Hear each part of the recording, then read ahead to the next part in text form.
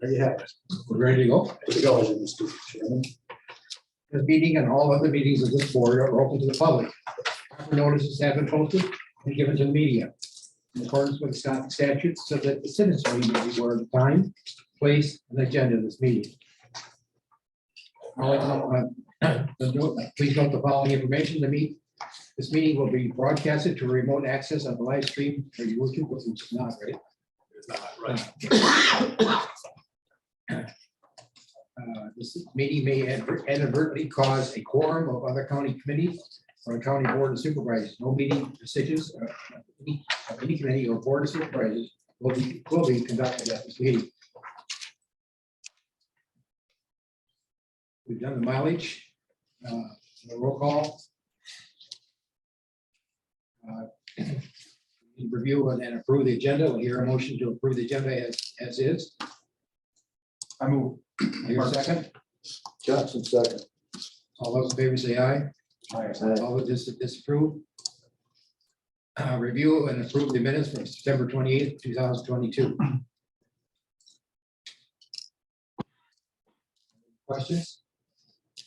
Any changes?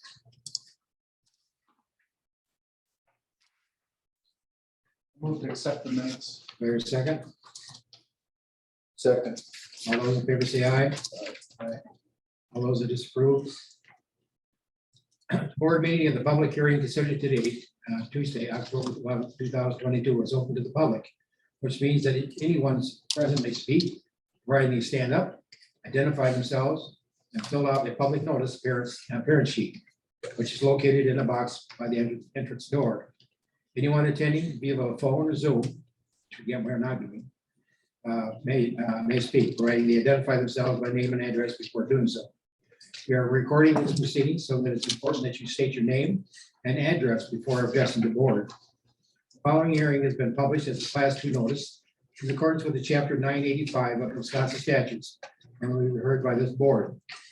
Gerald R. and Doreen Van Andel Trust. Did I pronounce it right?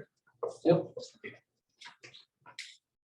Within the next 30 days of the closing of this meeting, a copy of the decision will be delivered to the appropriate applicants or appellants.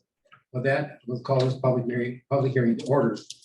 The purpose of the hearing is to take testimony regarding the application of Gerald R. and Doreen Van Andel Trust, located in part of the northeast quarter, the southwest quarter, section section 34, town of Farmington, also described as Lot 1 of Point Comfort Plat, lying along the County Truck Road B, fire number N 2702, Norris Lane, Waupaca County, Wisconsin tax parcel 535-721. For the appeal of an administrative decision to be issued an enforcement demand to commence other ordinance enforcement activities. Where the planning and zoning director has determined that the violation of the ordinance may exist relating to the section 6.1, parentheses 1, parentheses 8, parentheses 7, parentheses 8, parentheses 10 of chapter 32, Shoreline Protection Ordinance. Waupaca County Code of Ordinance regarding the boathouse standards in the sewer district, RS district is approximately 0.47 acres. The secretary read the names of the people notified of the hearing. Caroline Murphy, Town Chair, Craig Nelson, Town Supervisor, Phil Durant, Town Supervisor, Kathy Kaza, Town Clerk Treasurer, Gerald Van Handel, Applicant, Dale Rezabeck, Department of Natural Resources, Brian Cunningham, Department of Natural Resources, Chain of Lakes Lake Association President Sharon Peterson, Chain of Lakes Lake Association Vice President Bob Underberg, Chain of Lakes Lake Association Executive Secretary Peggy Jessian, Chain of Lakes Lake Association Secretary Rose Spar, Chain of Lakes Lake Association Treasurer Susan Gastra, and Chain of Lakes District, Waupaca County Corporation Council, Tom R. and Audrey F. Collins, John T. Folks Revocable Trust, Charles N. Jr. and Carlin M. Gilbert, Karen's Cottage LLC, Richard A. and Christine M. Kozowski, Catherine E. Kraus, Sarah Krieger and CJ Brendel, Newdale Cottage LLC et al., James L. and Barbara A. Robertson, David J. and Ann M. Stecker Joint Revocable Trust, Karen's Cottage LLC Stecker Joint Revocable Trust, and Gerald R. and Doreen Van Handel Trust. Does anyone know of anybody's name within 300 feet of this property that has not been notified? So carried. County Board of Adjustment is an appellate board required by state law in any county or municipality which has adopted a zoning ordinance. Board is a quasi-judicial body whose purpose is to give full and fair hearing to any person whose property interests are directly at or adversely affected by the provisions of the zoning ordinance, or an interpretation of the ordinance by the local administrative officials. Board does not have the authority to amend or repeal any provision of the zoning ordinance. Its sole authority is to interpret the ordinance and to apply its provisions to the factual evidence presented. The board is interested in hearing all pertinent evidence. Witnesses in favor of the application will be called first, those opposed second, and persons of interest last. After each witness has testified, he or she may be questioned by the board, the applicant or the attorney for the applicant, and any other party or the attorney for the party to the hearing. Persons present who are not appearing as witnesses will be allowed to propose relevant questions which the board may pose to a witness. However, the chair reserves right to rule on relevancy, and no member of the audience will be allowed to give testimony unless they are acknowledged by the chair and they testify in the manner required of other witnesses. Because a record of this hearing is being tape recorded, it is imperative that each witness or speaker identify himself or herself and his or her interest in the subject matter of this hearing before speaking, and speak in the direction of the tape recorder on the presentation table. The chair may impose a time limit on the presentations. However, he does request that you avoid repetition and limit your remarks to the subject matter being considered. There is no benefit from hearing statements that repeat statements which have already been expressed, whether relate to matters other than the case before the board. Personal attacks or abuse of belligerent, badgering or intercourse testimony and gross hearsay, rumors or gossip will be ruled out and quoted by the chair and subject to an immediate appeal by the majority of the board. The board has conducted an on-site inspection of the property. We're going to now hear the first matter of the appeal of administrative decision made by the planning and zoning director of July 1st, 2022, to issue an enforcement demand or a commence other ordinance enforcement activities. When the planning and zoning director has determined that a violation of the ordinance exists, relating to section 6.1, parentheses 1, parentheses A, parentheses 7, parentheses 8, parentheses 10 of chapter 32, Shoreline Protection Ordinance, Opaka County Code of Ordinance regarding full house standards in the sewer district of RS District, Gerald and R. Doreen and Handel Trust. We will first hear from those whose position is the director's administrative decision should be overturned. For the representative of Gerald R. Ordine, Van Handel Trust, please come forward and be sworn in to testify. Should we just swear all of us at the same time? Or just in succession, because I think we'll have quite a few folks. That's the one. Yeah, We'll get their names down, right? yeah, We'll do one. sounds good. Swear to tell the truth, the whole truth, and but the truth. Yes, Anders Hellquist, attorney for the Van Andels.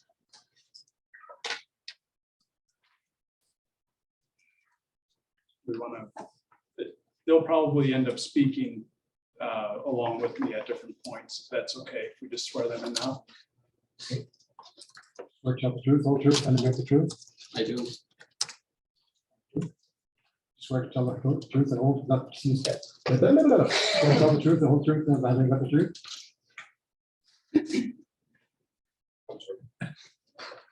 You are Paul Schrader, I'm the contractor. We're chapter, okay, nothing but the truth. Yes, sir. Thank you, Mr. Chairman. Thank you to the Board of Adjustment for hearing this matter. And thank you to the wonderful court reporter who, I'm sorry, you have to butcher my name. It's not the easiest one, but again, my name is Anders Helquist, and I'm the attorney for the Van Handels. And, again, our position is that the Van Handels meet the county boathouse requirements and they're compliant with them. Unfortunately, this case brings back some memories of a hearing a few months ago where my client had a permit, reviewed plans with the county zoning staffer, the same zoning staffer. And then after the fact, was trying to go back and the county is trying to say what was approved was incorrect. And we're in this situation, but now we have a nice boathouse. And it's a process that the Van Handels have been working with zoning this property for some time, making sure it's compliant. Your contractor doesn't want to build something that was not compliant with zoning ordinances or in compliance with the plans presented to the zoning department. And so, there's just been a vague and inconsistent interpretation of the issues where the county has said one thing in a meeting and does something else. They failed to clearly communicate the issues until after construction has come up in terms of them saying that you can't build or you can't do this. The county has failed to also follow its mandatory processes in section 14 of the zoning ordinance related to notifying and advising the applicant himself and herself regarding the issues that have been spotted. They emailed the contractor, but not the Van Handels directly. And the county has also failed to inspect this. Again, after having the plans, after knowing it was being constructed, and then really not getting out there until the first week of June, which by that point had already been constructed. And if you'd like to follow along just with the presentation that we'll give, I'll just hand out the position statement of my client here by one to the county zoning department and one to the court reporter. But I think before we get into the guts of the presentation and the position statement, I think Doreen Van Handel, just has a statement describing the process and how it's impacted her to date. I think that's important that we don't lose sight of the personal impact this has on Doreen. Not very good at speeches or anything. I'll do my best to try to.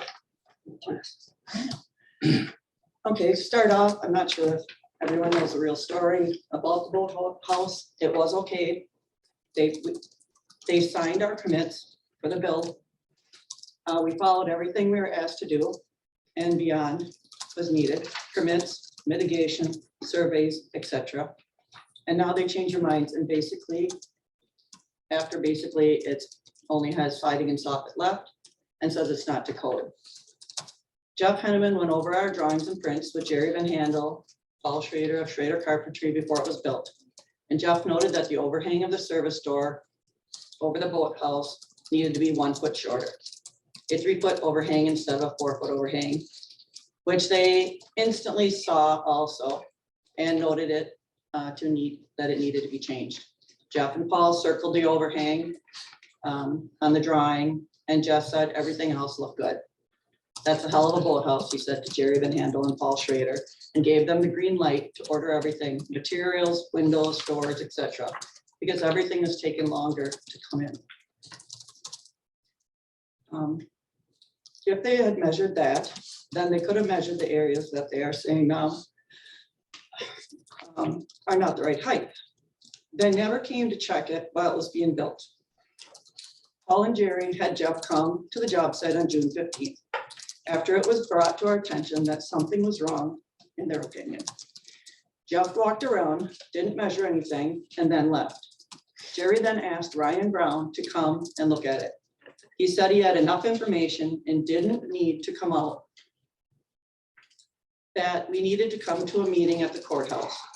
When we came to the zoning department, we noted that there is a code on page 44, section 15.0, 15.1, paragraph 2, that they must periodically stop and check to make sure everything is to code.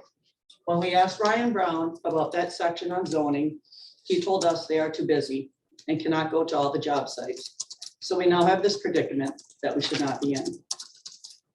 They should have not told us, they should have not okayed it if it wasn't to code. They should have told us when we went in again, making sure that it was good to go. We would have never built it if it wasn't okay. All they say is it's wrong and needs to come down. All I can say is, but you okayed it. We have been working with zoning for over 7 years, making sure everything was okay before we even started this project. Why would we do anything that wasn't right now? We wouldn't. All they would have needed to do was tell us that something needed to be changed that day when we were asking about it. It's not our job to know their job. And last, the unprofessionalism of how this was handled. Having a zoning employee, Jeff Henneman, come to our house, jump up and down in our driveway while screaming and swearing at us was shocking, embarrassing, uncalled for, added anxiety and stress to us. A neighbor 2 cottages down opened their door, looked out because they thought someone was fighting. This has turned a great building experience into a nightmare. Everywhere we go, we have people talking to us about it, or driving by our place and pointing fingers, or us waving to them and them not waving back. We feel this has dragged our name through the mud and also our builder's reputation. And then to never get an apology from Jeff or the department, we were told it was taken care of internally. And when we came in to talk to Jeff's bosses, Ryan Brown and Jason Snyder, the meeting they held was at the walk-up window. We thought that was very unprofessional also, in our opinion. Without the apology, we decided that Jeff Henneman was no longer allowed on our property. We have been working with Candace and Rebecca since to get the rest of the zoning needs, and they have been very helpful and have been letting us know what we can do. The process has went smoothly and timely since they took over. We are sorry that they have to clean up this boathouse predicament that was put on them. Thank you very much. Through you, Jerry.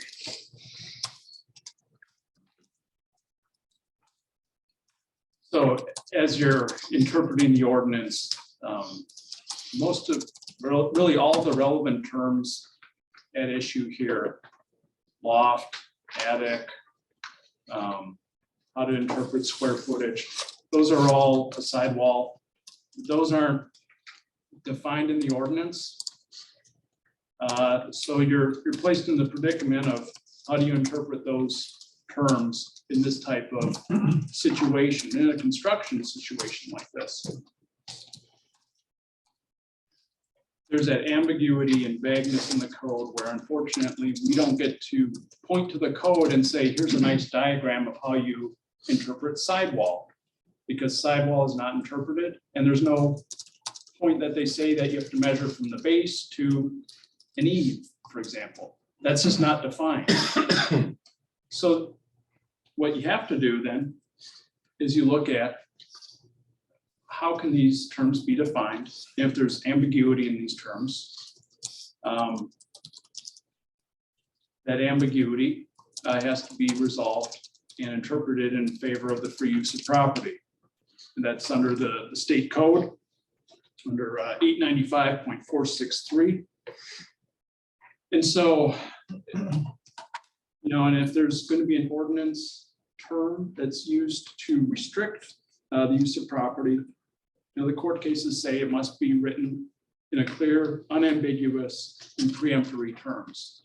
And here we have vague terms that have been enforced unevenly and have been interpreted unevenly, which is why we're here, because of the vagueness, the interpretation, and then reversing the interpretation from the county zoning department. The county zoning department really loves to rely on Merriam-Webster's dictionary in its position. But Merriam-Webster wasn't a contractor. Merriam-Webster is great for a lot of different things and gains some general definitions. But when we're dealing with construction-related items, there are specialized terms like sidewall. There are terms for an attic, specialized terms for an attic, not just a generic, what did Daniel Webster say about an attic? When you're interpreting an ordinance, again, sometimes a dictionary is proper, but the court cases clearly show that when there's a specialized term or technical term, you need to use that specialized or technical term, not the dictionary definition. And so we do that for you today in terms of looking to HUD, and looking how they define things like loft, looking to building codes and how they define things like sidewall or attic. And ultimately, looking at some common sense things like no one includes the square footage of an attic in the total square footage of a house. Otherwise, I just doubled mine. If that's the case. So in terms of the process here, the Van Handels applied for a land use permit in August of 2021 for the boathouse and obtained that land use permit from Jeff Henneman on September 7th, 2021. Jeff Henneman was the same one that issued the land use permit for the greenhouse. Want to delve back into that history. In February of 2022, the blueprint and the boathouse plans were created, and they were designed by county standards. And Paul, I wondered if maybe you wanted to go into your process of how you had those plans designed as the contractor. Actually, Jerry and Doreen had them designed by the draftsman from the lumberyard, Jasmine Krupp. I really wasn't part of that until they submitted it to me. Did you give them a list of what the standards were, or how did they know to design? They had the ordinance, a copy of the ordinance. It was given to Jasmine. So everything that was in that, I think, the bullet point ordinance is what Jasmine had. This year, I can pass this around. I didn't make copies, I'm sorry, but this is the original. This is the actual plan that Jerry and I brought in on March 2nd to the zoning department, set it on the counter, and you can clearly see. Yeah, and we'll get to that, this March 2nd meeting. Yeah, and this is the original that was brought to this March 2nd meeting with Jeff Henneman, which we'll get into here. That's that was revised after this. That is what's actually out there right now. The only difference between that plan and this plan is this overhang. So we don't have this.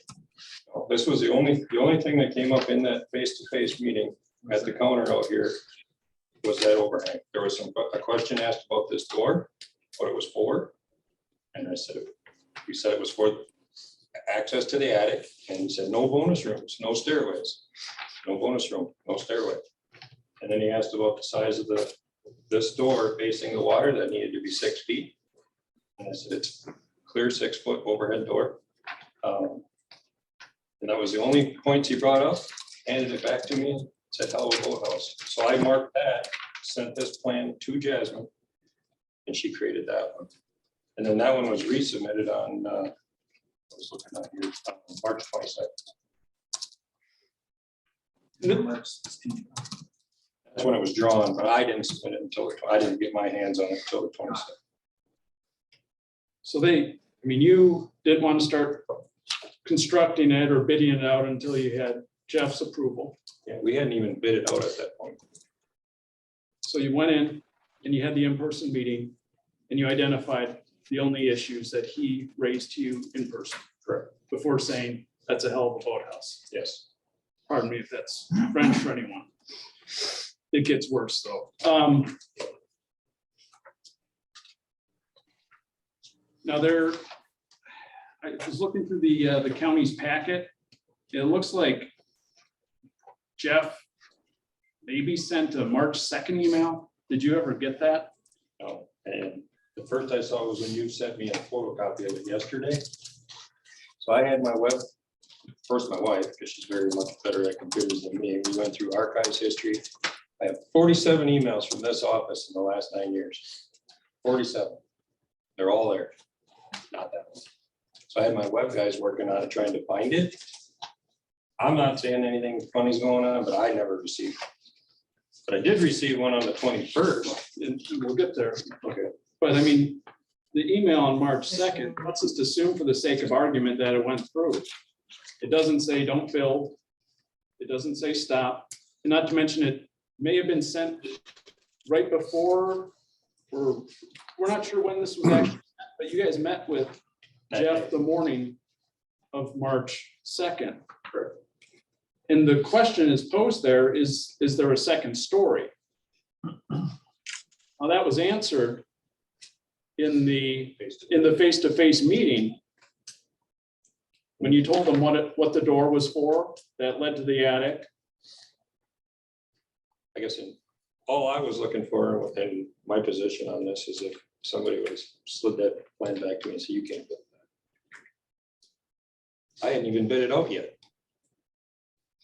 I certainly don't want to build something I gotta tear down.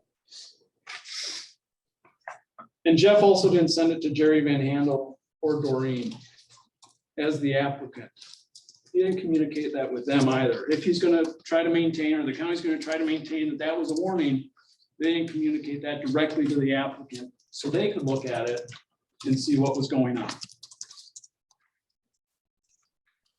Gonna jump into March 21st. There is also that March 21st email that the county included in the record. Again, this was an email that was not sent to Jerry. As Paul mentioned, the only design difference between the March 2nd meeting design and the March 21st email was reducing that overhang to 3 feet. Because that's what Jeff told you you had to do. And those, now that March 21st email had some just basic boathouse bullet points. You got this email though, right? Yeah, here's a copy. And when you saw that, what did you think? Same bullet points that were in the code. Did he tell you you can't build what you just sent me? No. Did he ever call you? Did he ever say, stop, don't do this, hit the pause button, anything like that? There was actually no more communication with Jeff at all until the phone call around Memorial Day. Okay.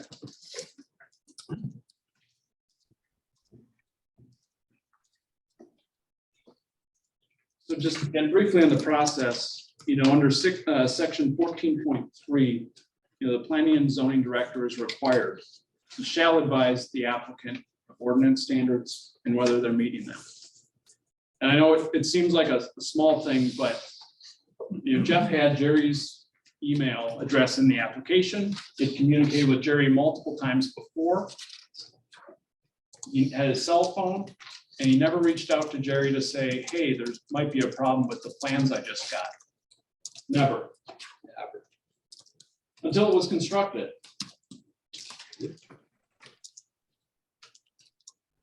I think that at one point, did Jeff say he didn't have Jerry's email or something? In one of the emails. Yep. Okay, That was early. yeah. So the county didn't follow the process, and maybe if there was actually an issue with this and they had emailed Jerry, this could have been resolved before it was constructed. Again, under section 14.3, the they're required to make inspections of the premises to ensure code compliance. With a boathouse on a lake where you've had multiple sets of plans submitted, you'd think that they would at least come out to inspect it throughout the process. Apparently, they're too busy to inspect it. I don't know, but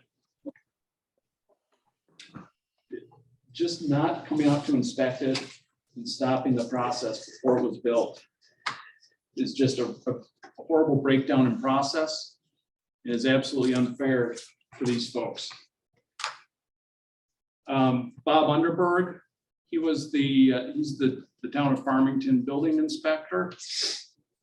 He came out, well, at the time of this appeal, he had come out 6 different times. And it said it was built to plan. And that he didn't have any issues with it. Is that correct, Paul? Correct. That's correct, Jerry? Yep. The town inspector could get out 6 times. You know, why couldn't the county get out at least once? Like their ordinance requires them to.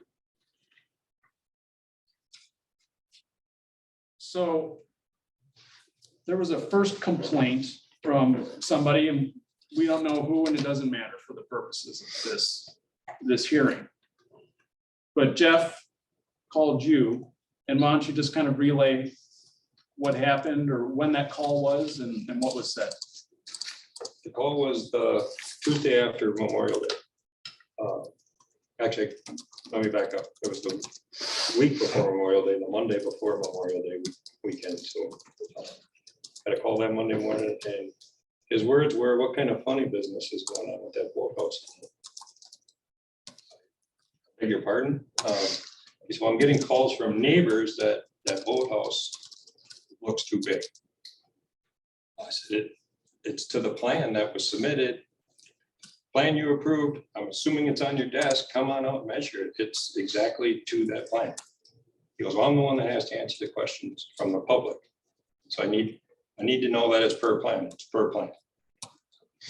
A week and a half later, right after Memorial Day, I don't remember if it was Tuesday or Wednesday, but I got another call. He said, "Now I got town officials, other contractors, and neighbors complaining about that boathouse." So I got a little bit irritable, I'll admit it. I said, "Well, then you need to get on your horse and come on over here and bring your tape measure, because it's built to plan." And it was a few days later when he came out for the first time. And that was the day he came out. The bit to put tape under his arm and a whole roll of plans or something, paperwork that we never really got to see. Never measured anything. Walked around, looked at it all, left. You did a little bit more than walk around. I mean, did you ever, I mean, was the ceiling in? How far along was construction that first week of June? What you folks saw today, everything was there short of the tongue and groove at the lower level, and the overhead doors were not on at that point. He came in that day, he walked around, he was very, no real issue. Looked at everything, didn't really measure anything. I actually made the comment when he had this tape measure, which is a 50-footer for pulling lines, not measuring walls. I said, "I got a better tape than that. You want me to measure anything for you?" Nope. And then it was about a week later. Well, did he, was the door to the attic installed at that point? He walked right up in there. One comment that, not to kind of run my memory here, one comment that he made when he went in, he pointed at one of the knee walls and said, "Well, at least you did a 3-foot knee wall there." I didn't ask what he meant by that comment. I don't know what that was all about. Walked back out. A couple words were exchanged in the driveway, but that was not a heated, controversial meeting at all. And he didn't say you shouldn't have built it like this or anything like that? No. It was a site, come and see visit. Was pretty laid back. Not much to it. And then Who wants to, but then he came back on June 15th. Who wants to, let Jerry explain that one, because it really wasn't there for the that building. visit from Jeff? Well, Jeff came out on the 15th, he called me, we set up an appointment, he come out. And he gets there, it was me and Paul, Doreen, actually Nick from Valley Hardscape was there, and then he left. We started talking about the boathouse, and he goes, well, well, we feel the sidewalls are too tall. I go, well, what do you mean? It's 10 foot. I says, when the concrete was poured for the foundation, all the walls were poured in concrete. They're 9'8" is to the top of the wall. And you can see those on page 4 of the position statement here. So I'm like, what do you know? I go, everything I know about wall height is a sidewall supports the building that it's standing on. Without a sidewall, the building will be compromised. And he's like, no, that's not how we measure it. And I go, well, that's how, Jasmine, she drew the prints, it's drawing, that's building code. It's basically, that's how a sidewall, this is a sidewall. He goes, no, I think it's from the floor. And then he points up at the soffit height up there. And I go, that's soffit height. That's not wall height. And he goes, no, that's how we measure it. And I go, okay, what's the wall height of an A-frame? I go, an A-frame goes right to the ground, the soffit. He's like, well, that's how we measure it. And I'm like, wow, I don't know, but you guys okayed these prints and we would have never built this thing this way. And he's, we walked around and we walked across the yard. I go, Jeff, how many years we've been working on trying to get all this built? Wow, 7 years. I go, and you really think now we're gonna build something that's not to your liking? Come on, this is 7 years worth, people. This has just got me dumbfounded that this is where we're at now. But that's what I keep getting out of this guy. And then now we're talking about the retaining wall. Which I dealt with Candace and Rebecca on. There's a retaining wall there. It was still there in stone. Rebecca and Candace know what I'm talking about. And I says, well, we got to retain, I got to put these walls in taller because they got to keep the runoff here. And that's when he went completely crazy in the driveway, stomping his feet and F-bombing me and the wife, and neighbors were walking out, and I just stood there paralyzed. What do you do? I mean, I've never in my life seen a public official act that way, ever. Personally, I've owned a business myself for 28 years. If that would have been one of my employees, I'd have walked him right out the door. There's no way you talk, not the words that came out of his mouth. It was everything from the lot we bought to why we built this house on it, everything. I retired for a reason, to build this house on there and live happily ever after. Well, here's where we're at now. Paul, did you keep track of how many, when we say F-bomb, we mean F-U-C-K? Hope no one minds if we don't say that out loud, but I mean, how many did you count, or did you stop losing count? No less than a half dozen. Oh, yeah. I was gonna say a dozen, but it might be exaggerated, somewhere in there. I was embarrassed. I wasn't really part of it. I felt bad for him. I stepped right into his face because I thought he's got to be drunk. There's no way anybody talks to any of us that way. I'm Maureen, you were serious. As a heart attack. It was that bad. Like I said, you were, because she thought someone was fighting. You never got that apology from him, did you? Nope. Not from anyone in the department. Not from him. So that's why we're here. Well, let's get into some of the ordinance interpretation. In terms of the sidewall issue, it doesn't exceed 10 feet. The sidewall is defined as the wall that carries the load of the structure above it. That, would you verify that as the contractor? Yeah, the UDC code book, which I was told that's not what.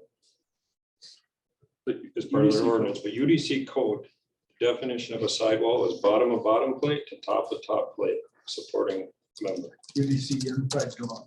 Exactly. Yep. IDC is the same.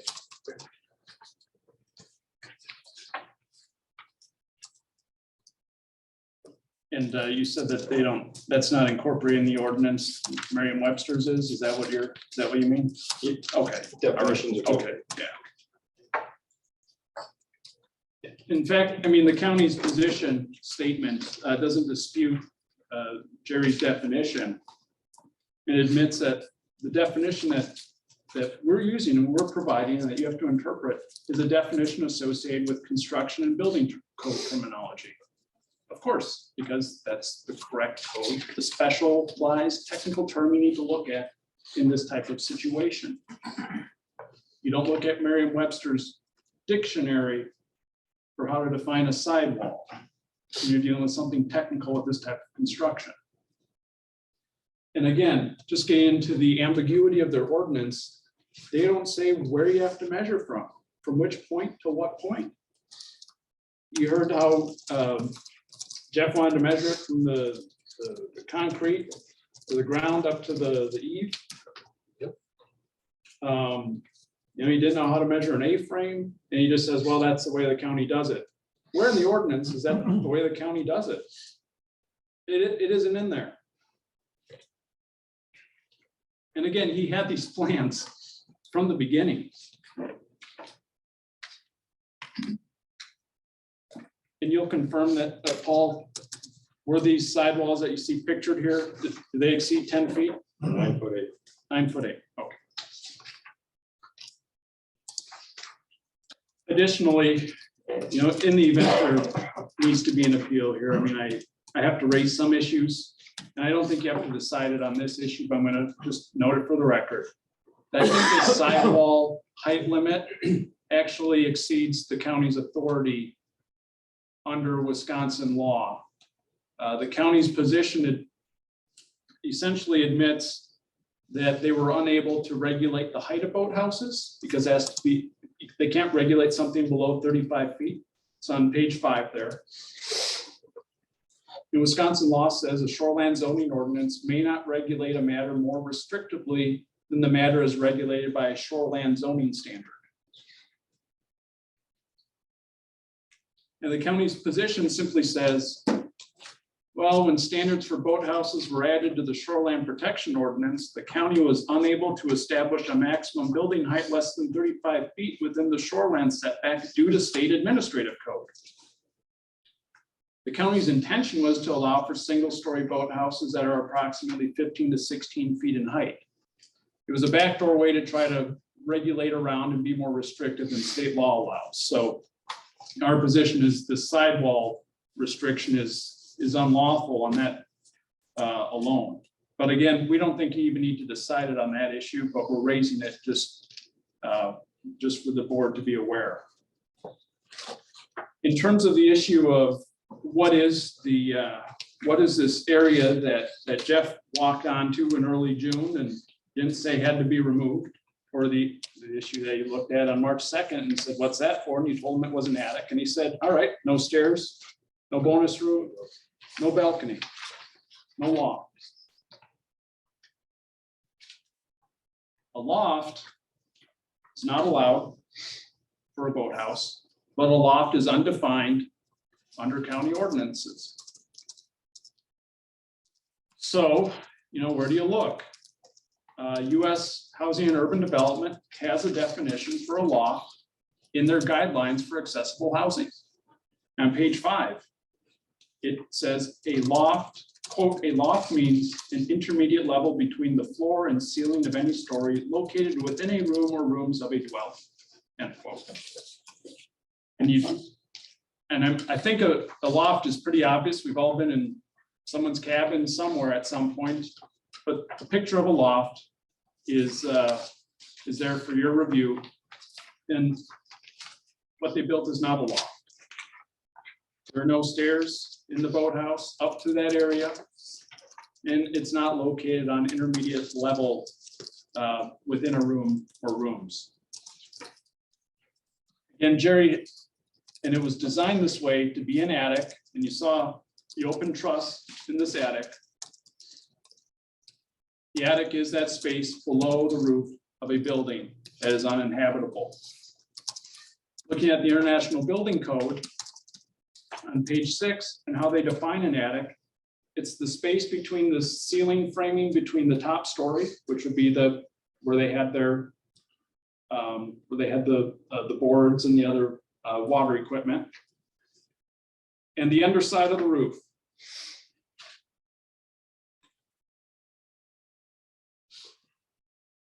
Well, that's an attic. What they built is an attic. And even if we wanted to go back to old Merriam-Webster, which again, he's not a contractor, but it's a room or space immediately below the roof of a building. And that's what this is an attic. And attics are not prohibited. This is a first for me. I don't know if it's a first for you as a contractor, but I'm unaware of anyone that calls an unfinished attic a floor of a house.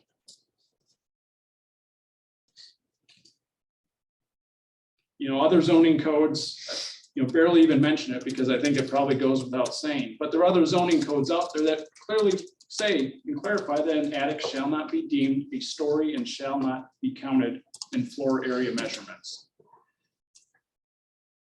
The county is quiet on that and how you calculate the square footage. They don't define an attic, but based on the technical definitions, this was an attic. In terms of the square footage, again, it's improper to interpret an unfinished, uninhabitable room, an attic, as part of the square footage for a building. Again, if I was able to include my attic in my little ranch home, I'd double the square footage and that would be nice, but I'm not going to market it that way. And no one counts that as the square footage of the house. No one should count that as the square footage of the boathouse.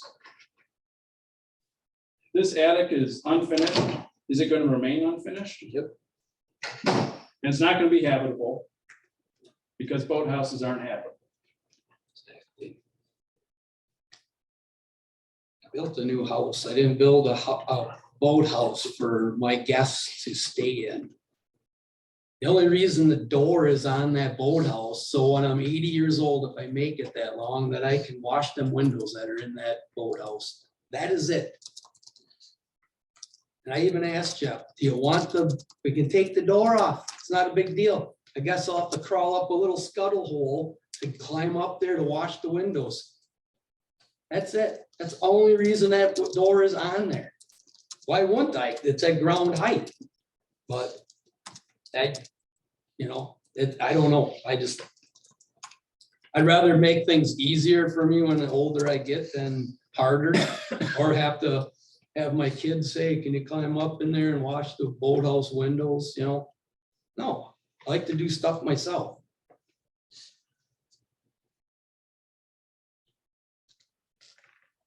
Yeah, we're not aware of anyone that interprets the second or an unfinished attic as a second floor, or nor do they include it in the square footage. And really the intent of the ordinance, I think, has also been met here, because when they're talking about 400 square feet, what they don't want, what the county does not want, is a sprawling 800 or 1,200 square foot boathouse that spreads out and takes up more shoreline. This, according to the plans, has a 400 square foot footprint. The attic does not extend beyond that. It's not obtrusive. You have neighbors here that I think eventually will testify that they're okay with the boathouse and it doesn't obstruct their views or their enjoyment of the lake or the neighborhood. So I think the intent of the ordinance of keeping it within that 400 square foot frame is also met. And again, just generally speaking, I don't think you need to decide the issue on this, because We think the definitions and we think what was built was done correctly, even with the code. But getting back to, the DNR and the state statute allows these boathouses as exempt structures. And the state law says that they can't regulate the boathouses or exempt structures in a matter more restrictively under their ordinance than a state standard. The state standard is very wide open here in terms of boathouses. In fact, if you look at the model, I'll give you a part of the model ordinance that the DNR puts together for shorelands.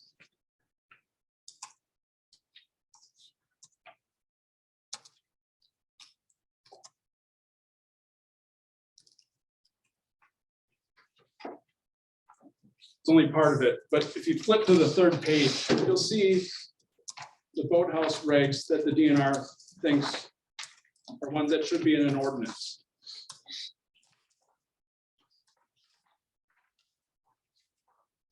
Basically, it follows what state law says. You can, is there an extra one? There should be an extra.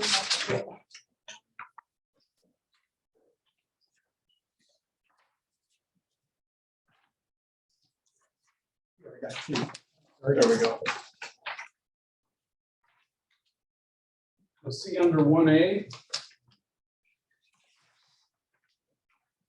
Basically just says it can't be used for human habitation.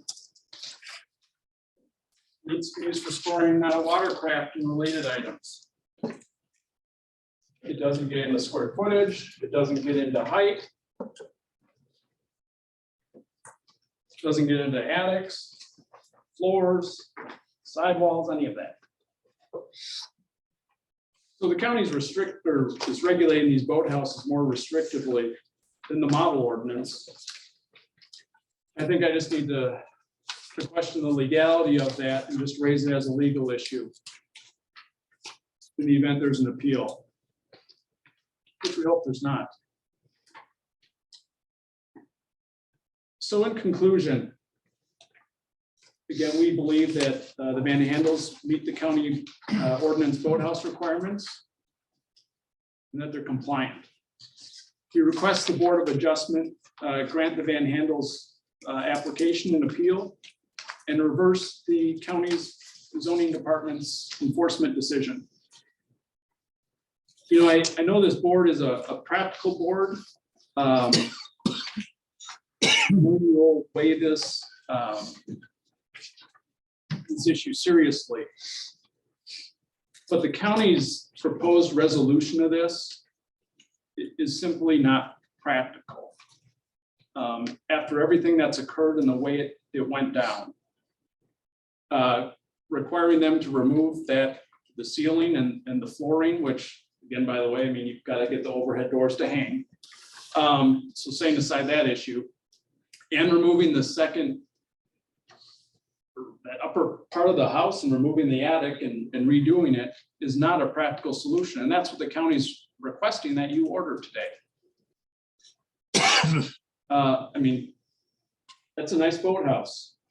As Jeff says, it's a hell of a boathouse, but that's not an inexpensive boathouse.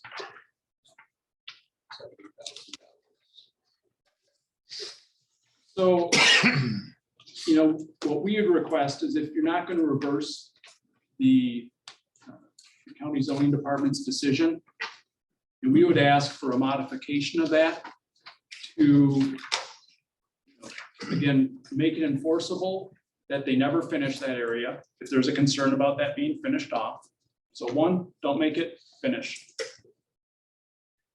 in all perpetuity, whoever owns it, now and in the future. And number two,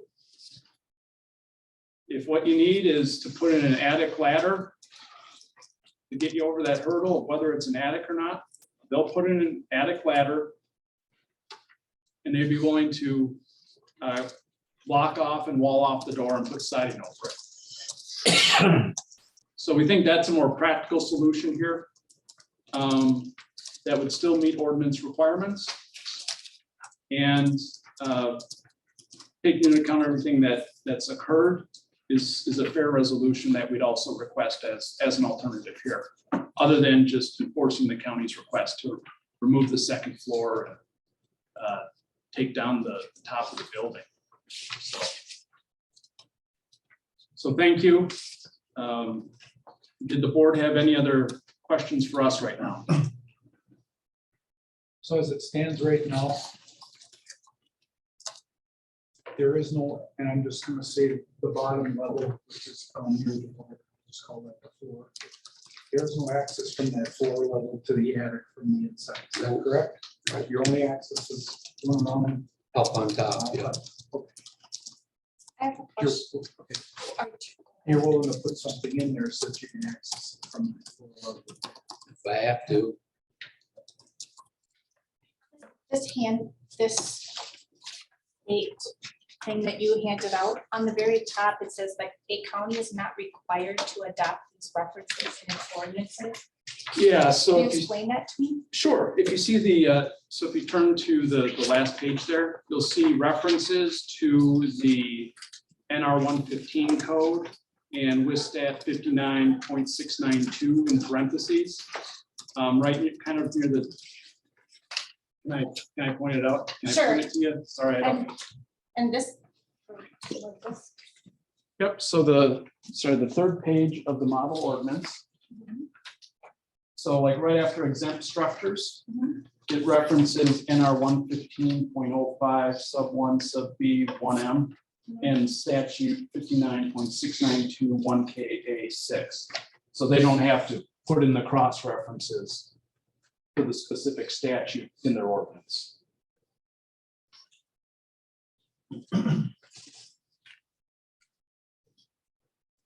So you're saying the county is required to put that in there? No, they're not required to adopt those references and put the references in their underlying ordinance.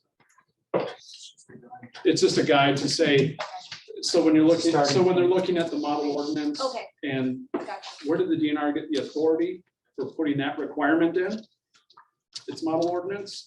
The DNR said, look to this code section, Okay. and that's where you'll find it. But the county doesn't have to put in that cross reference to the code section. That's a good question. Thank you.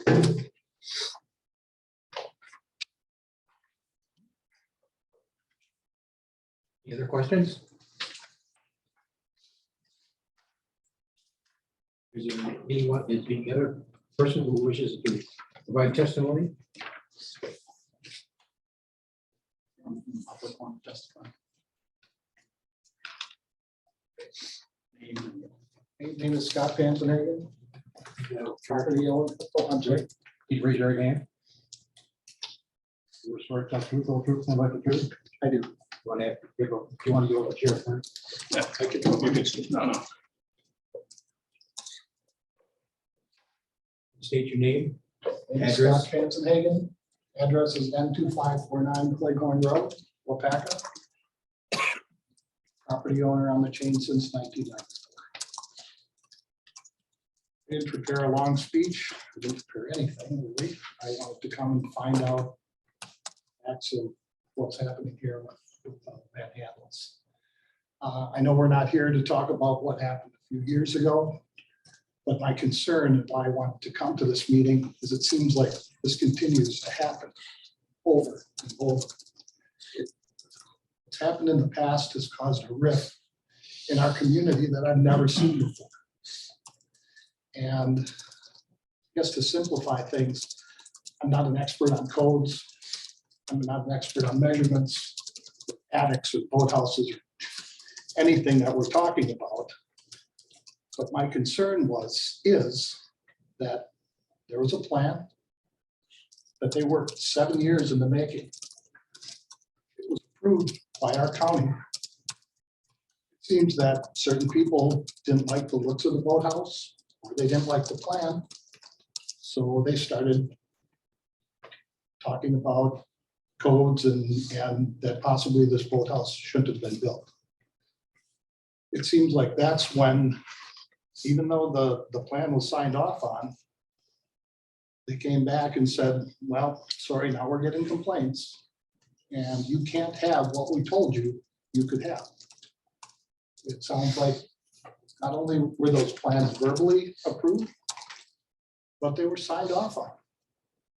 So as a citizen and a concerned resident of the chain, how can you get something approved and once people start complaining about it, then it gets reversed? And my concern is it hasn't just happened this one time. Again, it happened a few years ago. A gentleman moved a parking lot 100 feet. And I don't know what the costs were, but I've heard anywhere from $100,000 to $250,000 to move a parking lot. This is ludicrous to me. How does this continue to happen? You don't want this to continue to happen. We don't want this to continue to happen. How do we stop it? How do we stop it in the future? I feel once something is inspected and plans are approved and signed off, that's the end of it. You're gonna have complaints out here. People don't like to see other people have something they don't have. And I think we all kind of know what I'm talking about. At least I hope. So no matter what goes on out there, you're gonna have naysayers. And if every time something is approved and the naysayers start, and then you not only let them just about complete the construction, but then tell them they have to dismantle it, that's not right. And it can't continue to happen. So that's why I'm here. I would not only like to see this resolved in the Van Handel's favor, because I believe they went through every step necessary that they needed to go through to make this happen properly. Again, I know they said it before, but Jerry's the kind of person, if he had been told that, no, you can't build it, he wouldn't have built it. But he was told he could build it, and he did. And after the fact, because people are complaining, okay, now let's pull it and make them dismantle it. Sorry, I don't think that's right. I don't think it's fair. And I would just like to know how we can stop this from happening in the future. And that's what I have to say. Thank you. Is there anybody else? Just, I checked the box that says I wish to speak for informational Raise your right purposes. hand. Steve Huda. Raise your right hand. Swear to tell the truth, nothing but the truth. Yes. Okay, you have a seat, give your name and your address. Okay. I'm a little bit on the same angle as Scott, and I know. I need your name and address. Oh, I'm sorry. Well, I'm getting this all right. I think you're helping. It's Steve Huda, and I live on E1133 Snug Harbor Road. Like Scott, I live on the chain of lakes, and I've been on the chain for about 8 years. I'm a past president of the Chain of Lakes Property Owners, Property Owners Association, so I've been to a few of these meetings. And I'm also a realtor, although I'm speaking for myself here. And this is really my point. I'm more like informational purposes. We have people that come in our office to buy waterfront property all the time. Plus, we have a lot of people that we sell property to that come to realtors and say, hey, how do I go about doing X, Y, Z? All right. We tell them all the same thing. Go down to the county, talk to the county, figure it out. Realtors aren't smart enough to know all the zoning rules. Okay. And then whatever you get it in writing, which I think the Van Handels did when they got their plan signed off. I think Jack might be the only one here that remembers this far back. I'm getting old, so I've got a little bit of history with these meetings. Okay, but there was, Scott referred to one that I believe cost the county tens of thousands of dollars and ended up in the favor of the property owner. Well, there was one even before that where we had sent someone to the county to see about a building permit. They said, yeah, it was okay. When they went to build 3 years later, it wasn't okay anymore. Everybody lawyered up again and a whole lot, and don't take that personally. Oh, it's low hanging fruit. to make Yeah. lawyer jokes. Well, realtors get it too. And a good lawyer joke is always worthwhile, so no pride there. Yeah, so what happened in that case was basically the same thing. The person had to lawyer up, spent a whole bunch of money, got approved what was first approved. In other words, the original, okay, yeah, you can do that, stood, just like on the case that Scott referred to. And now we're sitting here again, okay? I'm not saying anything personal against zoning. because I know everybody that works there, because I go in all the time to talk to people and I'm making phone calls to see about permits and stuff for my clients. But I just like to say this, when a plan is approved, when something's approved, it's approved. You shouldn't have to lawyer up to be able to build it.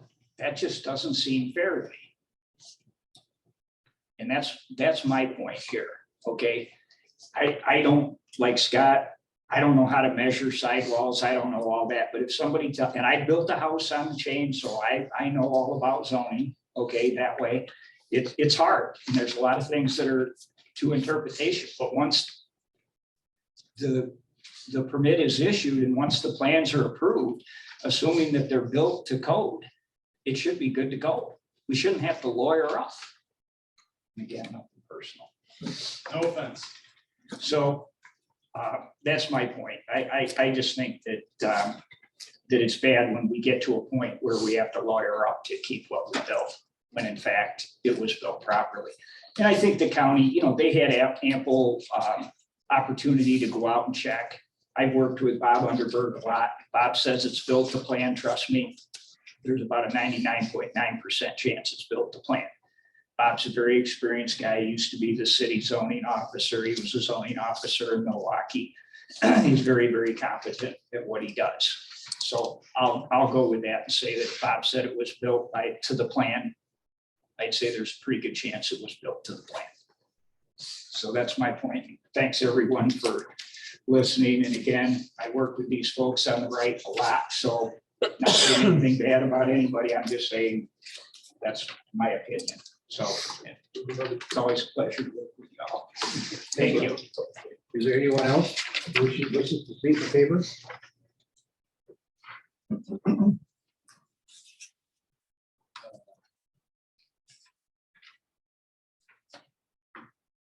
Let's hear from those in position of the directors of administration position to be upheld. That would be you, Chairman? Candace? That'll be me. We are running I'm sorry? Pardon? Did you call for testimony in that position? I don't think there is anybody, but did you? I think they're supposed to come after. I think that's after her. Okay, sorry. Yeah, those who agree with our position will come in afterwards. That being said, we are in over an hour. Are you guys doing okay? Do you need to take a break at all? I Or could use a bio break, please. now break? Is that all right, Chairman? Yes.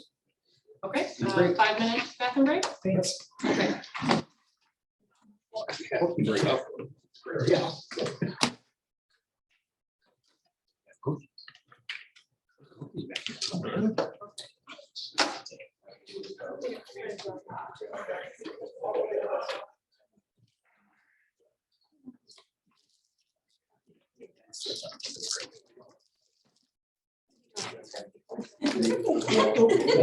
Sorry, Rose.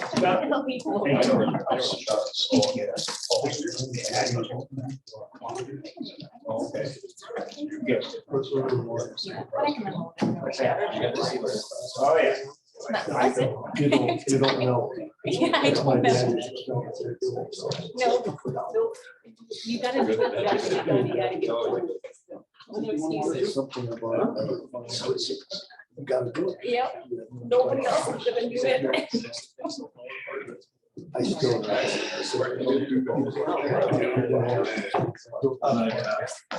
Just gonna leave. Oh, I know. My kids have a hard time. Well, my two boys are older and so now they're married. And so they struggle with that too, because they just want to come and help people. Like, the wiser, just like, you already have a job, you don't need to go over there, you know, we gotta do this and that, you know, and that needs to be between them, it's not between us.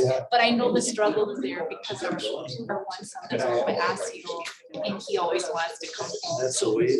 Yeah, he calls all the time. He's always like, so today, he usually, he's a veterinarian. Large animal veterinarian. So a lot of times in between calls, he's traveling. So that's usually when he calls us, is when he's traveling from one farm to another and stuff, which is nice. My husband's always like, he always calls me at the worst times. And I'm just like, be appreciative he called you, because if he never called you, you'd be like so sad. Yeah, I'm like, appreciate it when he calls you.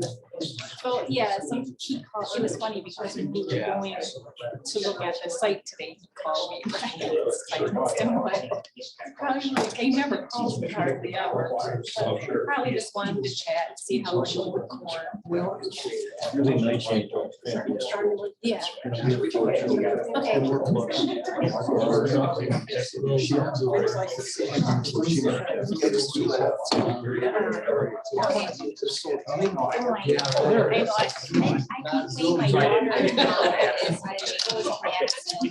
She's going to be a veterinarian, and her boyfriend lives down by me. And so I'm assuming that's probably where she'll settle, down by Reedsburg. But it's like, everyone's like, be appreciative for only like a couple hours, and not like steaks and fly or. I can't complain. You ever eat? Yeah. You gotta request. I was surprised when they go. I figured she went to school. Okay. My place to suggest it, but it's like, yeah, we're already in an hour and we're gonna be here a while. So I figured. Oh, really? Yeah.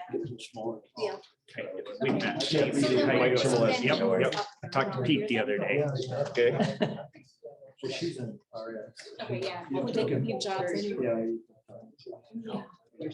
That's a good profession. Definitely.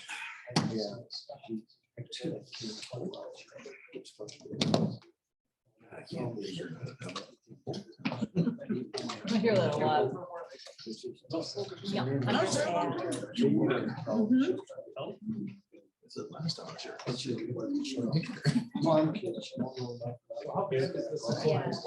Well, Yeah, it's crazy. It's just a little bit different because someone's life is at stake, so it's not like you always gotta be like that pressure. Always Everything not else, all your to- commodity things, your windows, doors, overhead doors, shingles, sheetrock just keeps, sheetrock's up 300%. Yeah. Wow. Oh, she works. Hazardous waste put in between. Yeah.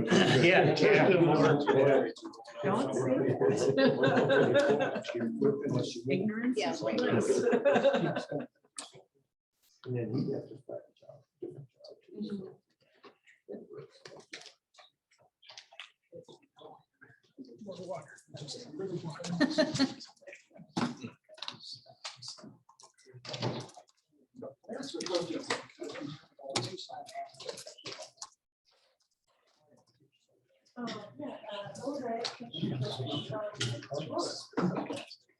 There's some broken English you can't get rid of. Howard. What you do? You just locked it. No, it's just not.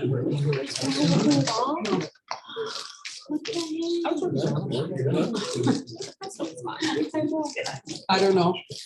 It's struggling. I know, that was just a whole other issue. I don't know.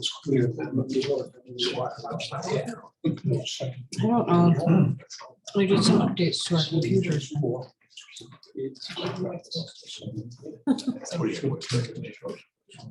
No. Yeah, I don't know what's wrong with it. Okay.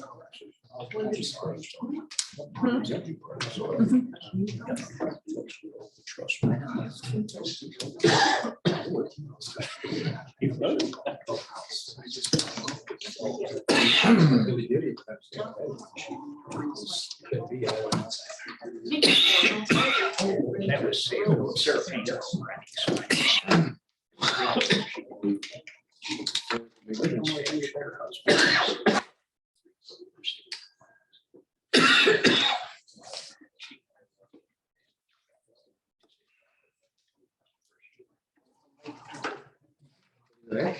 No, we're missing our cord. Oh, okay. Yeah. I was there next door. Here, I found it. Where would it? I didn't see you. Sitting right on my chair. Oh, yeah, he was one of the factory guys. No, I'm going to student here in South Africa. There she is.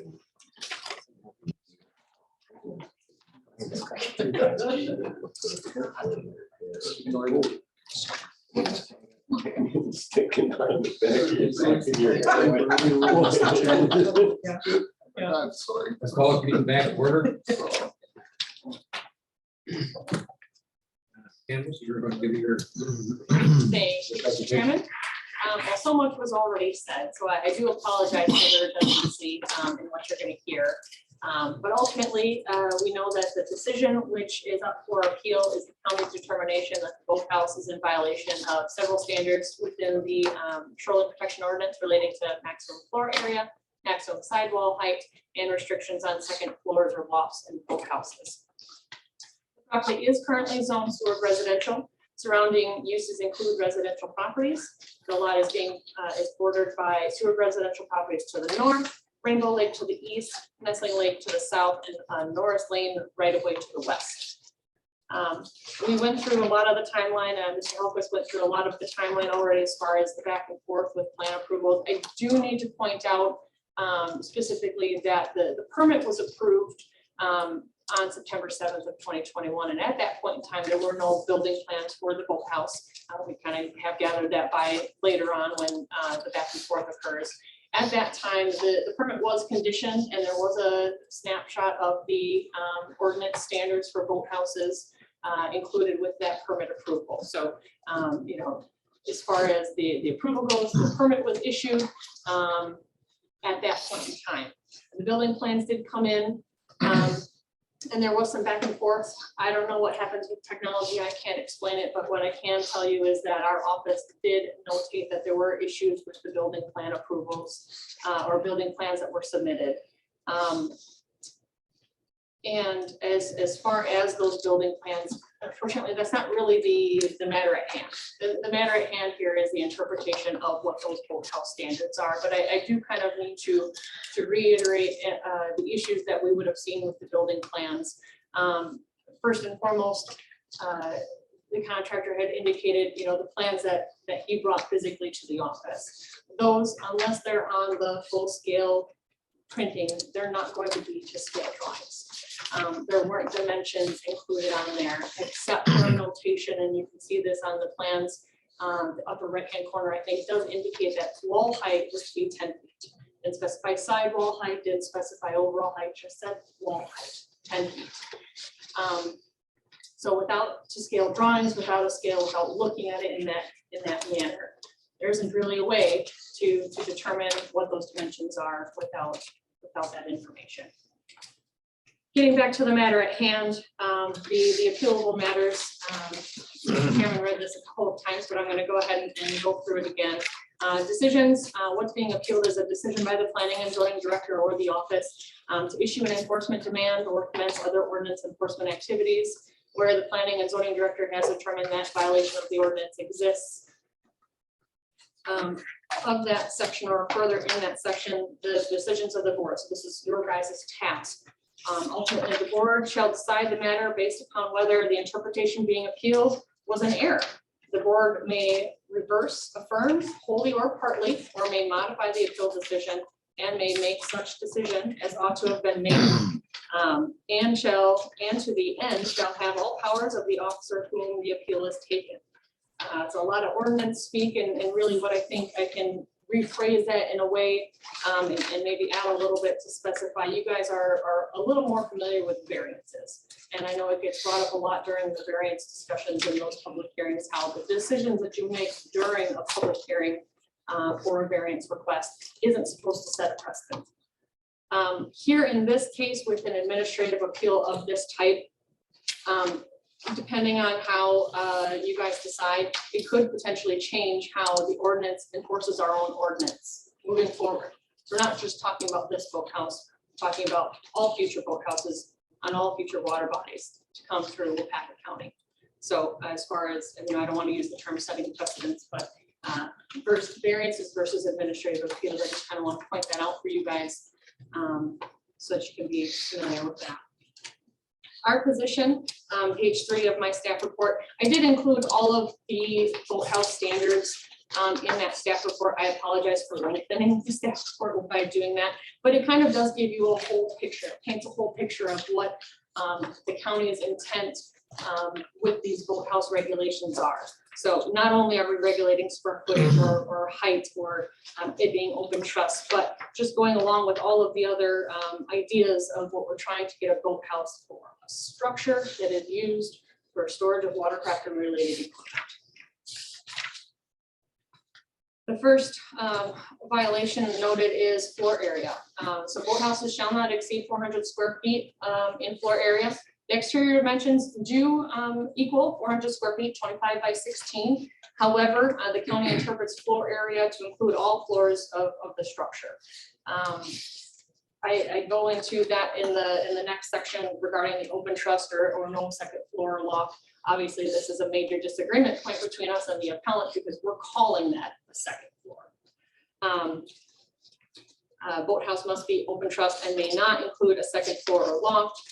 The county has determined that there is a second floor or loft present in the structure and that the main floor of the boathouse is not open truss. So obviously, if you go inside that lower level, you look up, that's not open truss. You are seeing the bottom side above floor. The definition of loft from Merriam-Webster dictionary is an upper room or floor, synonym meaning attic. We have been guided by our corporation counsel, and it's been seen many times. I can't particularly point out any specific case law, but guided by our corporation counsel that we are to use Merriam-Webster's dictionary definition, not uniform dwelling code definitions, not any other code definition, but a general understood ordinance definition from a dictionary when we are lacking in an ordinance definition ourselves. Sidewall height being the next issue. Boathouse sidewall height may not exceed 10 feet. The current boathouse sidewalls measure approximately 14 feet. The definition of sidewall, again, from Merriam-Webster's dictionary, is a wall forming the side of something. Kind of to go back to our intent of the ordinance, when standards for a boathouse were added to the Shoreline Protection Ordinance, yes, we weren't able to regulate overall height of a boathouse. Structures within 75 feet, the Shoreline Ordinance is very specific in that it sets a maximum building height of 35 feet. However, we don't want boathouses that are 35 feet in height. That's not going to meet the intent of what we feel we want to see for boathouses, or even what the state wants to see for boathouses. By doing so, or by including our sidewall height limitation as well as the roof pitch requirements on there, our intent is to come up with a boathouse about 15 to 16 feet in height. Of course, that is really dependent on what are the dimensions of the boathouse, what is your overall pitch, that kind of a thing. So you can certainly get one that's slightly taller or slightly shorter than that, but that was our general goal. I do need to point out that we were guided by the DNR's zoning specialists in noting that we can include boathouse standards or standards specific to boathouses. Can't regulate the overall height, that is a standard in an R115. However, we are allowed to establish floor area, wall height, sidewall height in this specific case, those types of standards. I do also want to point out that our ordinance, our Shoreline Ordinance, it's approved by the DNR.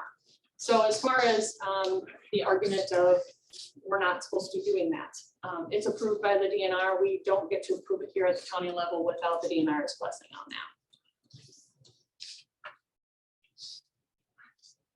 County, we do have a response to the appellant's position. The appellant's position indicates that the structure is the 16 by 25. Again, it's really just a disagreement in, we're calling that area, that upper area, we're calling that a second floor. So they're disregarding that as being square footage. Open truss or second floor, they're referring to the definition of a loft, an open area on a second floor that is open on one or two sides that overlooks the space below and has a stair system. They want to call it an attic. But in the absence of a definition within our ordinance, again, we are instructed to use Merriam-Webster's dictionary. And that definition for a loft is an upper room or floor, a synonym being attic. So in essence, they're one and the same. An attic, a loft, second floor, we're viewing all of that as the same type of space. For sidewall height, the appellant states that the sidewalls of the boathouse were poured at 9 feet 8 inches when the walls of the house were done back in November of 2021. They're referring to a sidewall as something that carries the load of the structure. As a result, it can't be removed without compromising the integrity of the structure. The definition of a sidewall given by the appellant appears to refer to a load-bearing wall and is the definition associated with construction and building terminology. They've noted that Uniform Dwelling Code, they've specified that those are the definitions that they are using in their argument.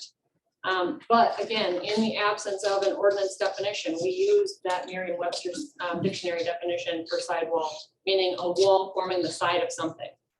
So in this case, we are measuring from the exposed grade, the lowest exposed grade, to, generally speaking, the bottom of the eaves. It's a little different with the type of structure. You can tell they've got those multiple different kind of peaks there, but really what we're looking at is the bottom of the eaves and the ground. So that is our sidewall height. In summary, the boathouse does not comply with several standards of our shoreline protection ordinance, referring to maximum floor area, maximum sidewall height, and the limitations of second floors or lofts of boathouses.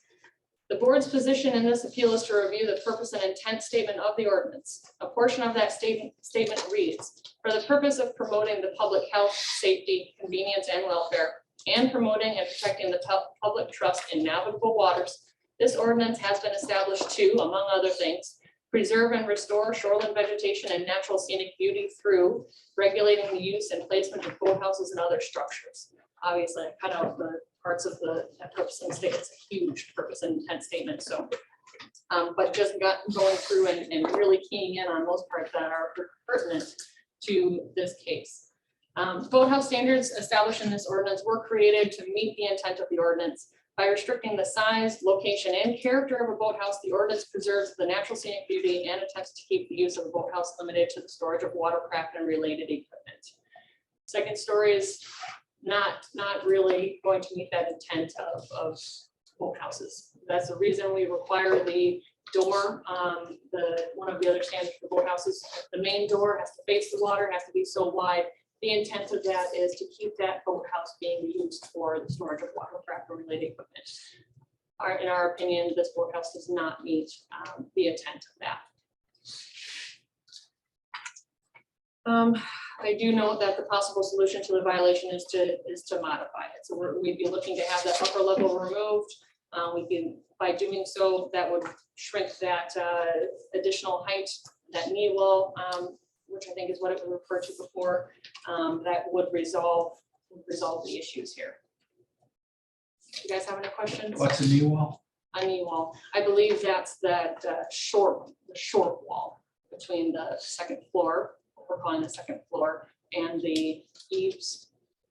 The portion that needs that.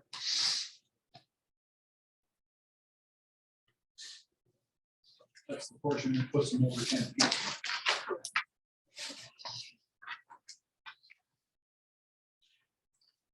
Any other questions?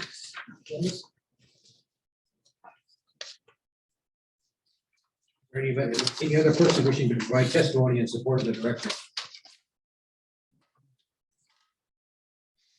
Say this 3 times.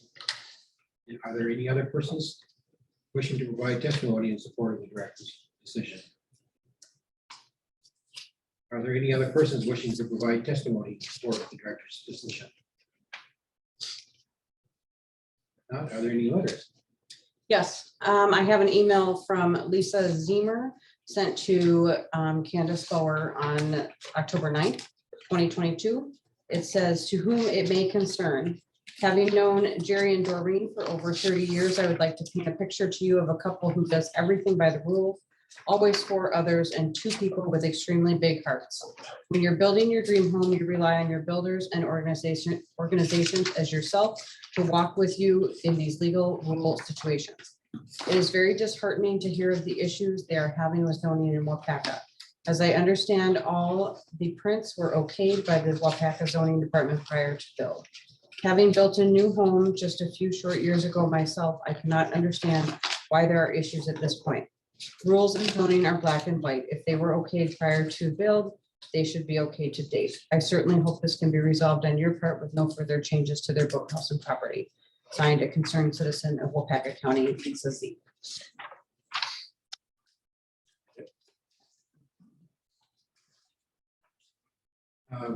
I've called for rebuttal by those holding the position to overturn the director's decision. Yes, Mr. Chairman, a few points if I may. First, regarding this idea that they say, well, it's not about the plans and what Jeff looked at, that's kind of nonsense. When you take the plans to the zoning department and he identifies he could identify a 5-foot overhang on those plans, but he couldn't identify that that building was more than 10 feet high. Is that really what the argument is here? Is that they didn't have a scale map, but he could identify a 5-foot overhang in those March 2nd plans? That's ridiculous. He identified that this was a 6-foot wide door. Again, you don't need a scale map to see that the building itself is higher than 10 feet. And again, the sidewalls, as the concrete have been poured, and as you see in the position statement of the applicant, those were poured to 9'8". You don't need a scale map to take a look at this. And not to mention, again, the measurements for the floor area were on there. You can see the floor area, that center area. You can see that is the ceiling and the base of the attic. I forget, did anyone else from the county ask what that, so you see the drawing that you have there? The March 21st, March 22nd plans. Was there anyone from the county that had a question about this at any point? Ryan. I guess. You asked, Ryan, you asked.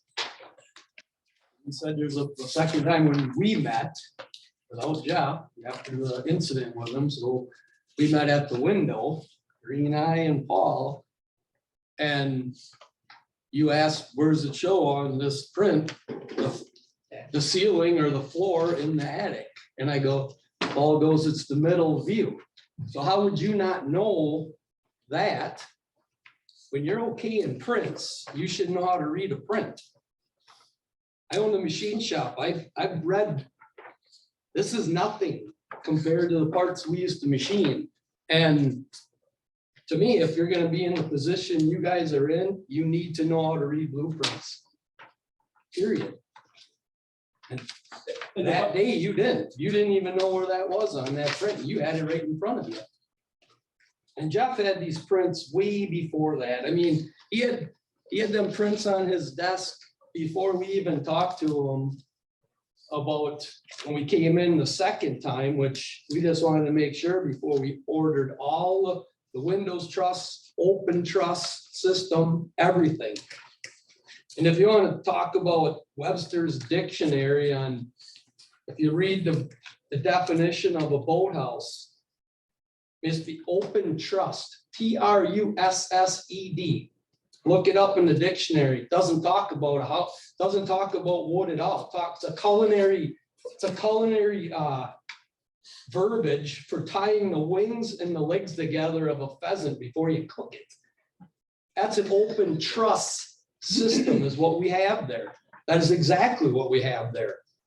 So that a lot of this verbiage, I don't know where it's all coming from, but all I have to say is the guy that paid the bills on this thing, it was all okayed, and we went above and beyond to go back a second time before we pounded one nail or ordered anything to make sure this was ironclad. So we didn't end up like this, because I've heard the horror stories of zoning on the chain of lakes and did not want to deal with it. And here we are today. And also when Jeff came that day and he had this stuff in his arms, he said he had a print, but it was a small print. And he said he didn't want to carry his full-size 1/4-inch scale print out on the job site, so he brought a small one. So I know for a fact. He had a Yes, full-size full-size print where you could take a scale and lay it on there. 1 inch equals a foot. I have it, it was hanging in the boathouse today. I actually nailed it on the wall so you guys could see it. It was in there. That's the exact blueprint he had. I'm sorry, I'm not making excuses up for this guy or the department, but this is a lot of money that I worked hard for, and here it is. Now here we are. And this is not like you can take this building apart. It is new technology. It is screwed, nailed, and glued together. It is catastrophic to even tear this apart. It's unfathomable. In terms of this idea of you're setting a precedent or there's future enforcement. I mean, right now, the precedent that we're concerned about is you get the verbal approval from Jeff, and then the county comes back and says, we get complaints. And as long as we complain about it, the Board of Adjustment will affirm our complaints. If we can convince Jeff and the zoning department to write a citation. Each application that you have is unique. It all is on its own merits. And so if you reverse the county's decision, you're not setting a precedent. This is its own standalone case. And especially, again, with the unique circumstances here, where you have this approval and the due diligence that these folks did to have it essentially reversed by the zoning department, again, that's not a precedent that I would hope that the county wants to create regulatory certainty. I understand, and I don't know what, in terms of the interpretation in Merriam-Webster's dictionary, it's clear that, under state law, and you have the site there for you on page 4 and elsewhere, that technical or specially defined words or phrases are given their technical or special definitional meaning. We've done that. The county wants to ignore the definition, those technical definitions, because it doesn't fit within their definition shopping, so to speak. They want to go with this general definition, not something that's honed down and specific for a construction trade. As the county admitted, they weren't able to regulate height. And as the zoning department said, it's, quote, not what we want to see or what the state wants to see. Well, the state allows it up to 35 feet. Apparently the zoning department doesn't want to see it. I don't know, but it's a backdoor improper regulation. The boathouse meets the purpose and intent of the ordinance as well. You didn't have anyone speak out against this boathouse at the hearing. You had neighbors that if there was going to be something that was impacted, that they're supporting it. We still have this anonymous complainant. We don't know who that is. And so, again, just in closing, as the board deliberates, we'd request first that the board reverse the zoning department's decision here and allow the building to remain as is. Alternatively, we'd ask for a 3-part practical alternative, modifying the decision. Let the building stand as it is, but 1, the attic has to remain unfinished. Number 2, they install an attic ladder to access the attic. And number 3, they block off and side off, take out and block off and side off that door to the attic. So the only way to get into the attic is through the attic ladder. Keep the attic unfinished, install the attic ladder, block off the door. That's a practical solution that both allows and shows that the county is able to take an enforcement position, but also allows these folks to keep their boathouse. Thank you. Are there any other questions from the board? Sure. Just a couple of points, kind of to rebut a little bit of what the DNR obviously has approved your zoning ordinances for boathouses. But I just want to clarify the fact that they are different in other counties. They may have approved yours, but there are different in other counties. I've built other boathouses, bigger, taller, wider than this one. So I just want you to understand that this isn't a DNR thing. I mean, everybody has their own ordinance. Every county could set their standard within the parameters, correct? The blueprint thing, I think somebody mentioned that he did actually have one, but it was also an email where they can literally print. But nor was it in any way, shape, or form required or asked for, or it would have been provided. That's part of the problem that we kind of run into here. Not a lot of clarity on what was required to get the permit, to get the approvals. This whole verbal stuff is what got us in trouble. All right, that's all I got. Any further testimony to be heard on this appeal? Otherwise, I have a question.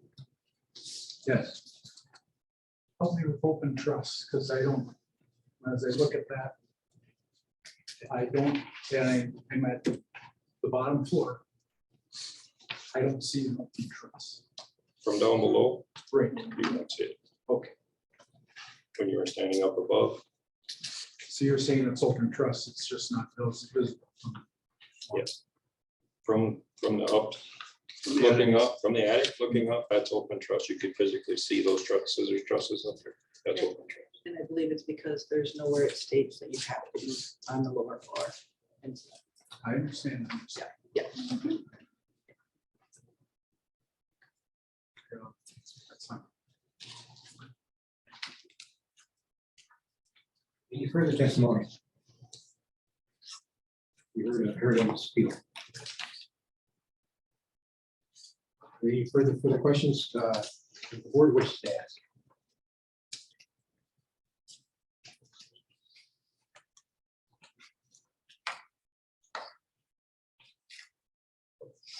Any other questions?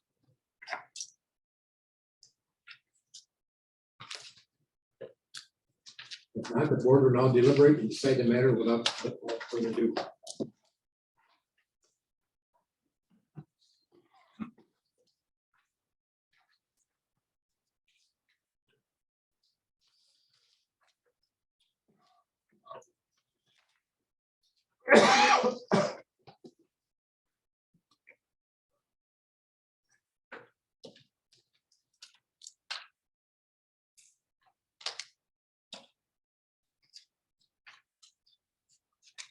Understand this procedure right, Candace. Can I ask questions? Can I ask questions of you or the opponent? You got place already? Right, Okay. if there's clarifying. Clarifying questions. Okay, just a clarifying question.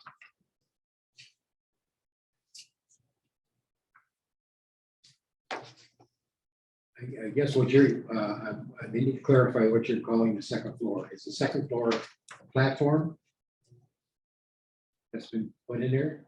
Yes, So if the platform was not there, that would be that'd be a second floor. correct, And then you would be able to see the open trusses. correct.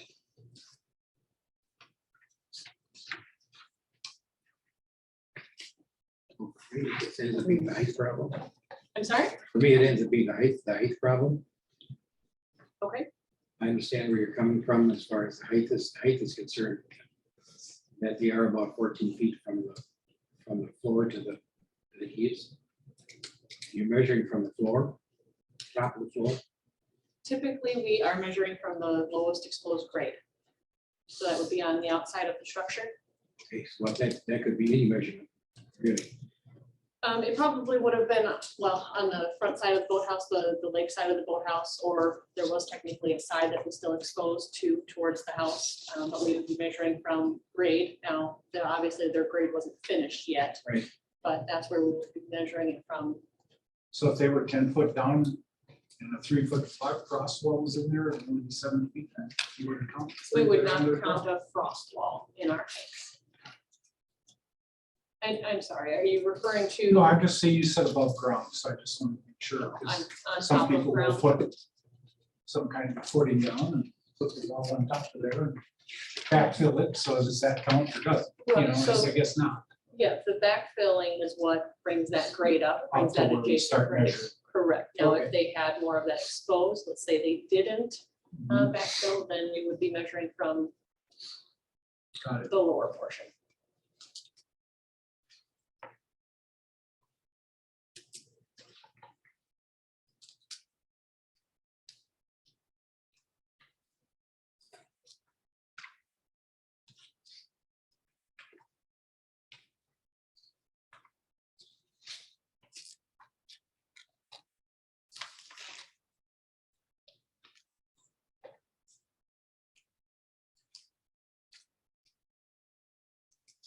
Jill, what do you think? To be quite honest, when I'm new at the ordinances myself, I just started this process myself. And so when I read the ordinance and stuff, I had a pretty clear picture of what a boathouse was by what I read it. Then I looked at the drawing and I'm like, oh, this doesn't look like what I just thought I read in the ordinance. So that's where I'm coming from. The way I read it didn't sound like that whole upper portion that considered an attic. I mean, when I read it, when you walk in that 6-foot overhead door, you look up, you see trusses. That's what I picture as an open truss. I did not think of when I walk in, there's going to be a floor to an attic. I guess that's how I looked at it. So I have an issue with the floor of the attic, or for you guys calling it an attic, because I guess it says on there, open truss may not include a second floor loft. So I'm thinking when they made the ordinance, it's going to be open truss.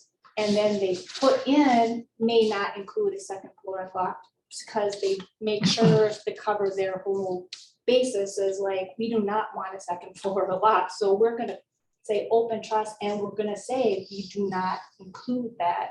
And so that's how I read it. I don't know what you guys thought about it. And I do have issue with walking in from the outs up the top, that big, the man door, or it's a regular door going into it. So to me, that's making it, you are going to be using this as, it's not like a typical attic, like your ranch house where you wouldn't be using it. So that's how I see that door, as you are going to access that attic. So the way I see it is the open truss shouldn't include this attic. I don't know how anybody else thinks. I guess I never had trouble with the terminology to begin with. And it's been perfectly clear from the beginning. And open trust means just what it means. And it's clear that it may not include, the boathouse may not include a second floor or loft, and that's explicit. That was left out of there, I'd have a problem. But that's where the problem is, right there. And aside from all of these other, how these walls are, there's not a lot you can do with them. But you can,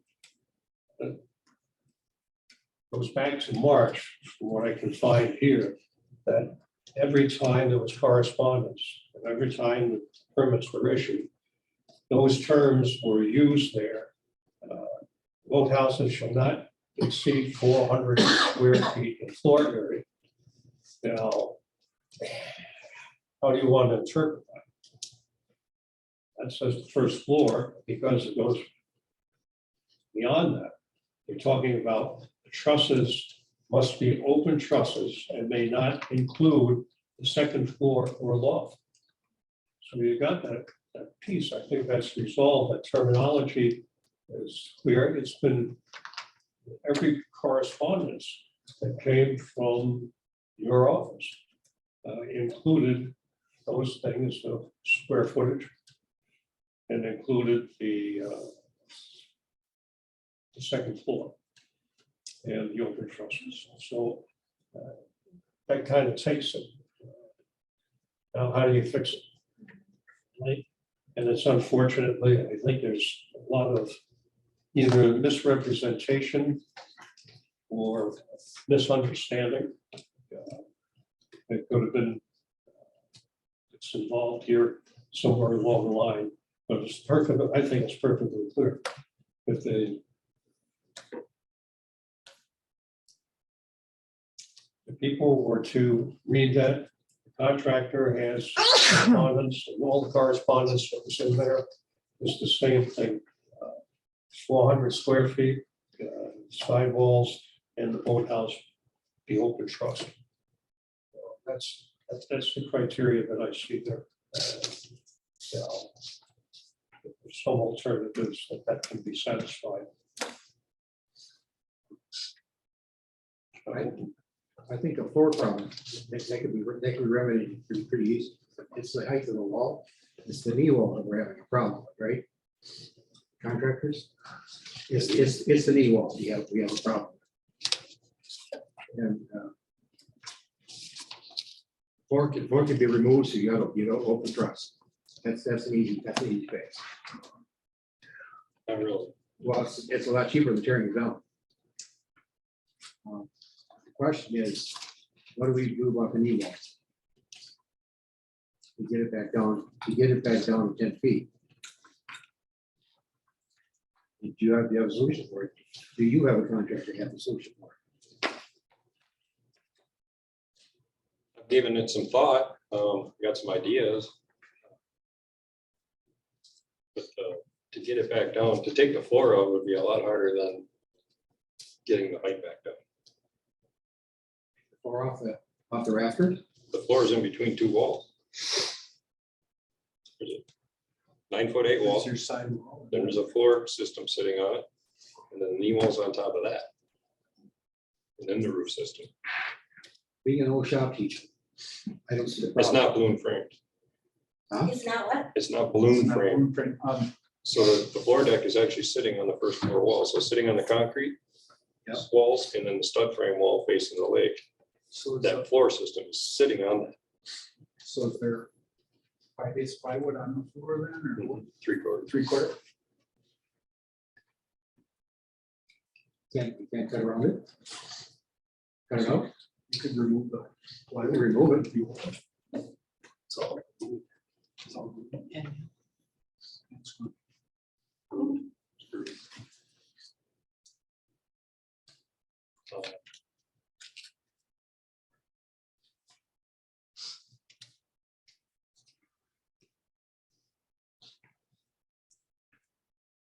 Candace alluded to the idea of, and maybe this is not, this, I'm speaking off the top of my head, raising the grade. That wouldn't work because they got real issues with filling inside Yeah. 35 feet Garage door. and the garage door. What I'd ask. Yeah, no, yeah. Hey, you're spitballing, I get. Yeah. Thank you for that. So it's almost impossible to remove that floor. In it itself and leave the rest, yeah. Well, you could leave it open. You could leave it open and just. Like they'll take sections of it out, but that How would much floor would you have to remove to be considered open truss? All of it. String. You leave the stringers in, but yeah.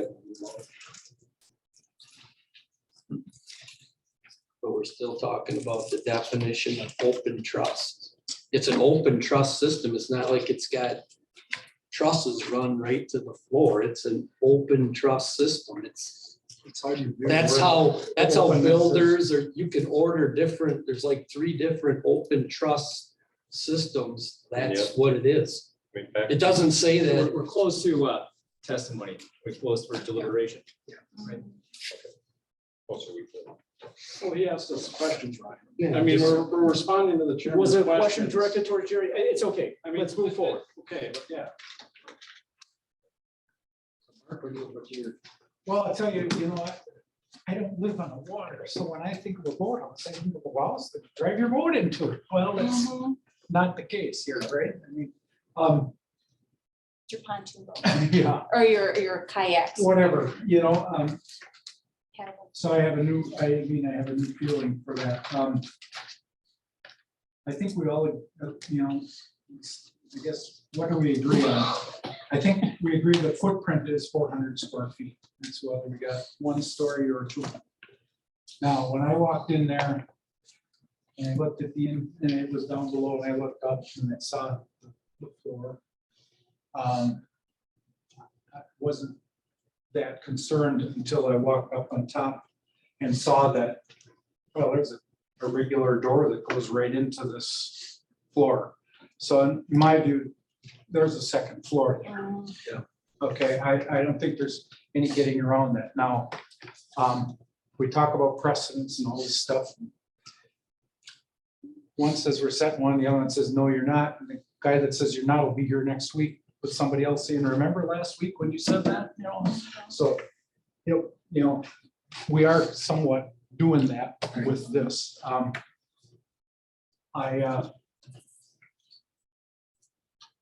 I think a decent compromise is what they've more or less proposed. They shut off any access from above to that. And I don't know what to call it, because to me, it's not an attic now, but if you close off access to it from the top, it becomes an attic, because then you gotta install some kind of a pull down step or stair to get to it, which makes it a little more difficult, but you know, that's an attic, right? I mean, to me, the temptation of using that for something other than an attic is just too great. And we're just totally unable to monitor what they're gonna do with that in the future. So I guess, I kind of on an alternative that they've more or less suggested. It says, close off the top part, put siding on it, and allow access to, we'll call it the attic, because I don't know what else to call it right now, from underneath with some kind of a stair or step. I guess, now the issue of the height. I don't know. I mean, I guess we can debate the height of the sidewall. I think the intent was to have a 10-foot sidewall. I mean, I think the intent was to abide by the regulations. And I Why think, was the knee wall put in? well, I guess that the only thing I can say then is it's not considered part of the sidewall. So it can be higher than, the structure can be higher than the 10-foot sidewall. The knee wall was put into for the intent of using that upper room. Well, I can only assume that's true, but if we make them take the door out, then it becomes more of like an attic or it certainly isn't a loft either. I think of a loft as something, partial that you can see from the first floor, loft. That's not there. I'm a little mystified with the whole communication thing, which I don't think, well, I really sympathize for everybody. It's kind of, a side issue that probably needs to be addressed at some point. So, I think my view would be is that if they remove the door from the top and didn't have access there and had to require access with some kind of a step or a ladder underneath from the first floor, then they'd be okay, because then it really is not, I guess, not livable at that point. And so it shouldn't be counted as part of the overall square footage. And that would get around that point. I agree with you, Gary, but I think we ought to go one step further. The ordinance says no floor. I agree with you. Floor's gotta be removed. I don't care how you remove it. It's gotta be removed. So you looking at open charts. So you close off the door. You can remove the floor. That would be, And you don't need no stairs because you're not supposed to have stairs anyway. Well, then you can use a ladder. Yeah, exactly. but, the real problem is the height, and I'm having a real sympathy for these folks. We got $70,000 wrapped up in this sucker.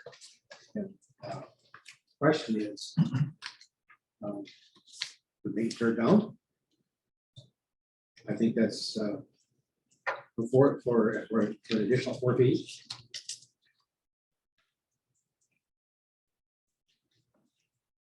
I realize they are out of compliance. And I think they, in the rest of the stuff that they've done, it's fair to stay in compliance, and I think they thought they were in compliance. Question is, do we give them a variance for the 4 feet? And make them rip out the floor so it can't be livable? Well, I think by closing it off in the top and just making them put some kind of a hold-on ladder, it keeps them kind of. Well, you don't have that expensive Christmas. ladder then. Well, I keep thinking of Chevy Chase, yeah. Yeah. That's the one, yeah. That's sort of like- I mean, that's what we're talking, Right. something like that. To me, I think that's somewhat of a compromise in the middle, because I mean, it's clear that there must have been some kind of dialogue that said this was okay for a while, and I mean, I don't know how to rectify that through interpreting the ordinance. I mean, that's a separate issue. Question of clarification to Candace. Is there anything in writing As far as, as approval? no, as far as the boathouse design approvals, there is no written approval. Of course, there's the permit. The permit approves the construction of the boathouse. That had on there the standards for boathouse construction, but as far as the plans, there wasn't ever written approval of plans. Does zoning ever give a written approval for a plan?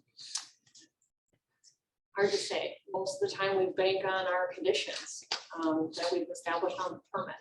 And then you let the building inspector do his job? Well, and the building inspection is entirely different from zoning, so we don't regulate the same things, we don't look at the same things.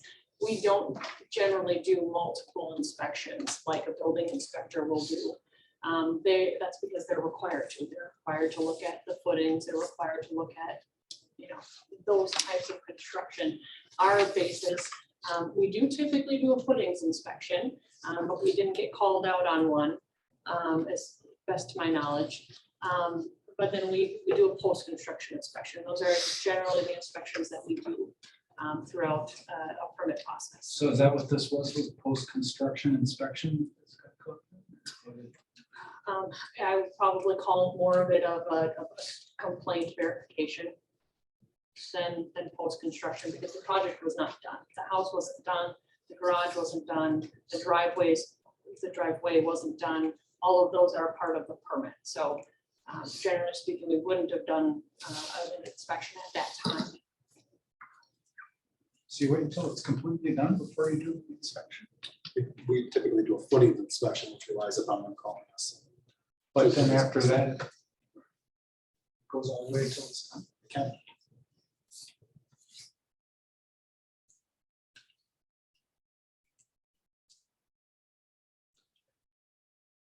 If we allowed some of this, how do you keep somebody from 20 years from now inhabiting that? Is that a question for us? Whoever, zoning, or whoever. Good question, Dave. That's an enforcement nightmare. It would be done on a complaint basis. Somebody starts to. We have to- Grandkids move into the boathouse for, then everybody's else to And you live. remodel. remodel it? We do have to investigate complaints. Yeah. So it'd be based on a complaint, Generally speaking, yes. yes. I would just propose a deed restriction on the boathouse that makes it enforceable for all future owners. It's the deed restriction that says the boathouse shall not be inhabitable. You know, there's no door to the upper level. But it's not according to county ordinance, you can't have a second residence on your property anyway. Right. And Oh, that, sorry, it's and not that, and that enforceable. provides clarification. By having the deed restriction, I think that really helps future owners of the property, if they're gonna take title to it, when they do their title search, that deed restriction is gonna pop up in the title work, and they're gonna say, okay, what's the restriction? Oh, I can't do this. So, oh, I thought I could do this, but I can't. It's very clear. So I think that might. Well, it could end up a guest house. You don't have some kind of restriction. There is a county restriction against it. Already. Right, already, so.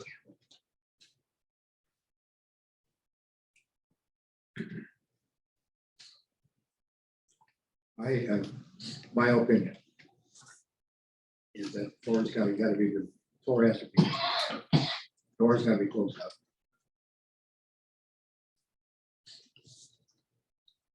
I think to get it, I would go along with Ed, with the 4 foot. I think although money is not supposed to enter into this deal as far as we are, as far as the variance is concerned.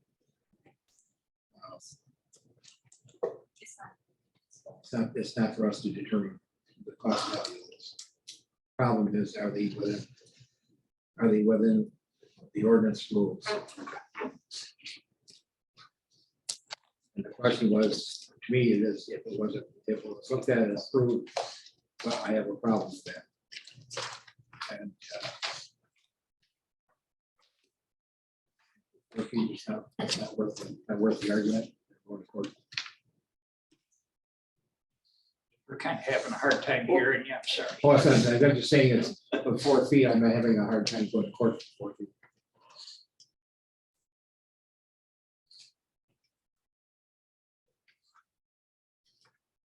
Yeah, I definitely think that the floor should come off, meaning that it would take care of the 800 square feet thing. And it'll just be the 400 square thing. I think that ceiling of the floor of the attic with the ceiling of the bottom should definitely be open up, so it's open trust. That would make me happier, but I don't. I guess I was to say that you do the same thing for another person and you send them and you give them these are the requirements of the ordinance, and then they build something out and then they say, well, we don't want to tear it down because it's already built, we have money in it. But it's like you're given the ordinances, and it's so hard as a person to tell you this is what was in the ordinance, and you were given it to you at the beginning of it. It's like, to me, it's frustrating. Because you don't want to give another person the opportunity to do the same, where they build something and it's like, well, they got away with it, and I'm gonna see if I can get away with it. And I don't, and that's not, I sympathize with everything that you guys have gone on with everyone else. To get to where you guys are now, but I really have a hard time in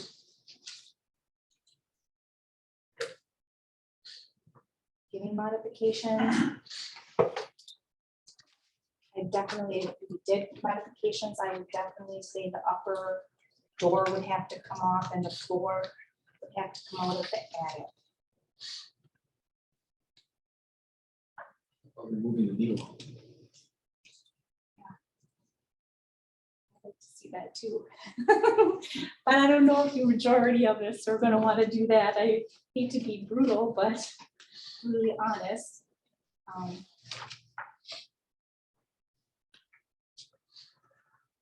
The needle was removed and the floor was enough. You would be. Yeah, speak up. We would be in compliance with the removal of the knee wall and the floor. Right? Right? Is that I a question for us? I think you have to ask us that question. That's the third contractor recommendation. That's- Yeah, that would have been nice to know before we built it. In compliance. Way nicer to know before we built it.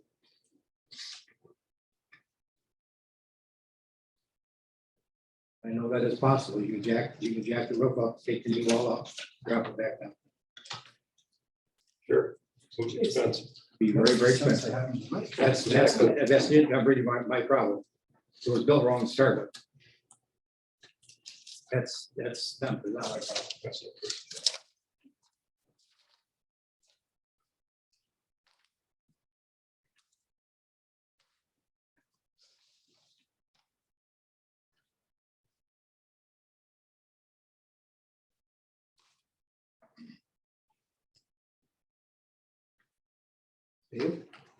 Well, if they get the floor, somehow they get the floor out of there, I guess and remove the door. I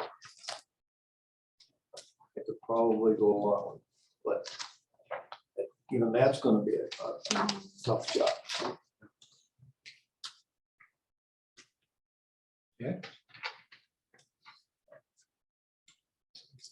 Where are we going to now? What's your opinion? I think as I said before, the conditions were clear. In all the correspondence that was going back and forth, especially footage. And the second floor business and the attic shouldn't be there because you leave the attic in the floor down there, you've got a floor. It goes beyond that. There's a floor that's there, and now you've got floor on the bottom, you've got floor on the top. And no matter how you do the numbers, it multiplies by 2. That's what you're required to have. And I said, I think just on the basis of all of those correspondence and that stuff that was going on, it's all fine and dandy. All the side things with the interpretation of the ordinance itself is between the DNR and between our ordinance, and then you've got all these people involved, the contractors involved, they get informed or get information from all different parties.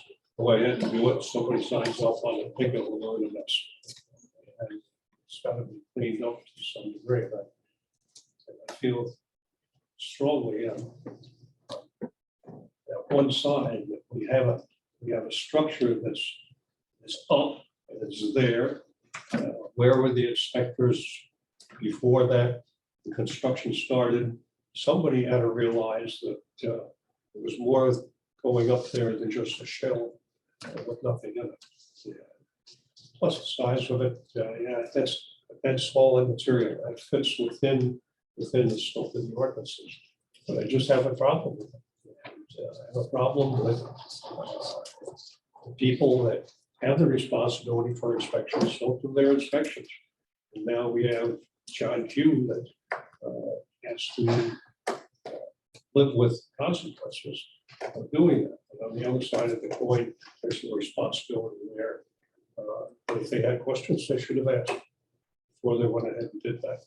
And now we're looking at an after the fact situation right now. I think that's just thinking about opening that whole second floor up and opening up that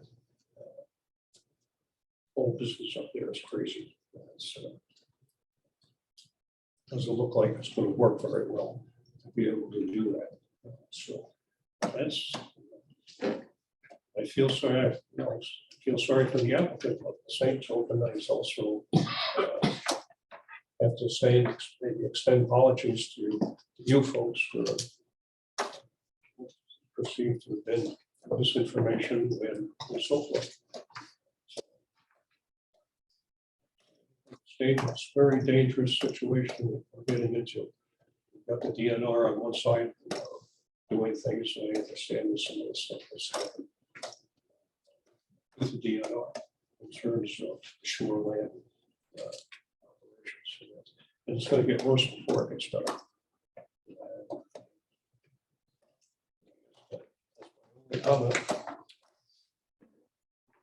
I think that you don't like the ordinance, that the ordinance change. The ordinance is there. And I can't really find the whole issue in it. The what? I'm sorry, speak up. I can't find a hole to shoot into an ordinance. And take the ordinance back, get it changed. Clean it up or clean it up that these things don't keep coming up all the time. It's just it's a nightmare. It's not the first time that we've had that suffered with consequences. So it's where it is. And as much as if we care for it, ordinance, I think that's the unless you can tell me from your side with the ordinances, is there a loophole? I don't see it. Sometimes there can be, but I just don't see it.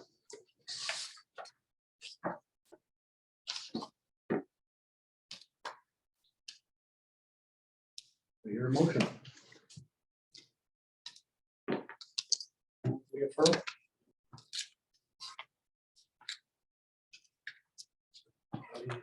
Any adjustment? Without adjustment. Without adjustment. Jack, you're saying affirm. Are you affirming the appeal decision? So you're agreeing with the appellant?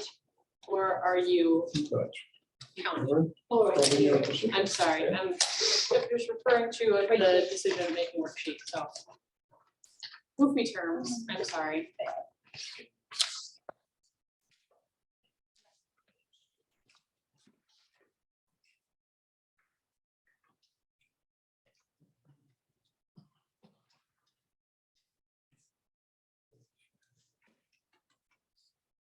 I agree with you.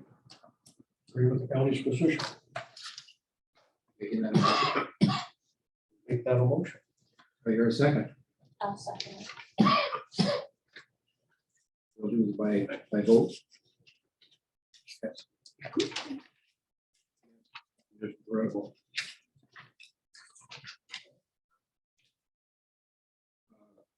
Yes. Johnson? Yes.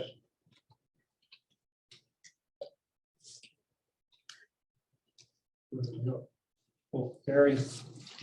No. No. Yes. Yes. Yes.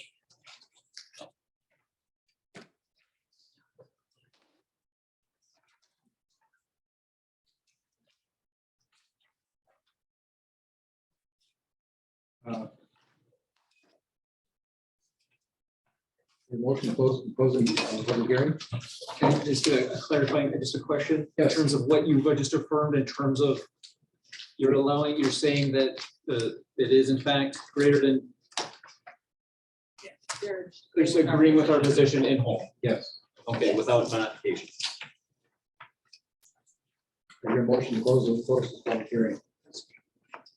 So move. Your second? I'll second it. All those in favor say aye. All opposed?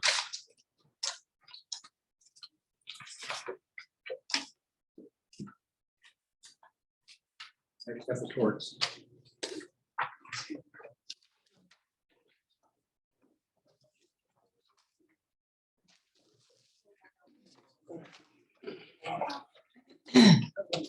Oh, it's just in future. Oh, sorry. You guys just adjourned the public hearing? We Yes. need to finish the agenda Yeah. then. So, pretty minimal. Discuss future meetings and then with a formal adjournment. I don't have any applications that came in. There was quite a few rumblings of folks talking about variances. I haven't seen anything, so we're kind of just waiting, and we're getting close to the end of the year. So I doubt unless we get something immediately that we'll have another meeting before the end of the year. You guys hear of anything?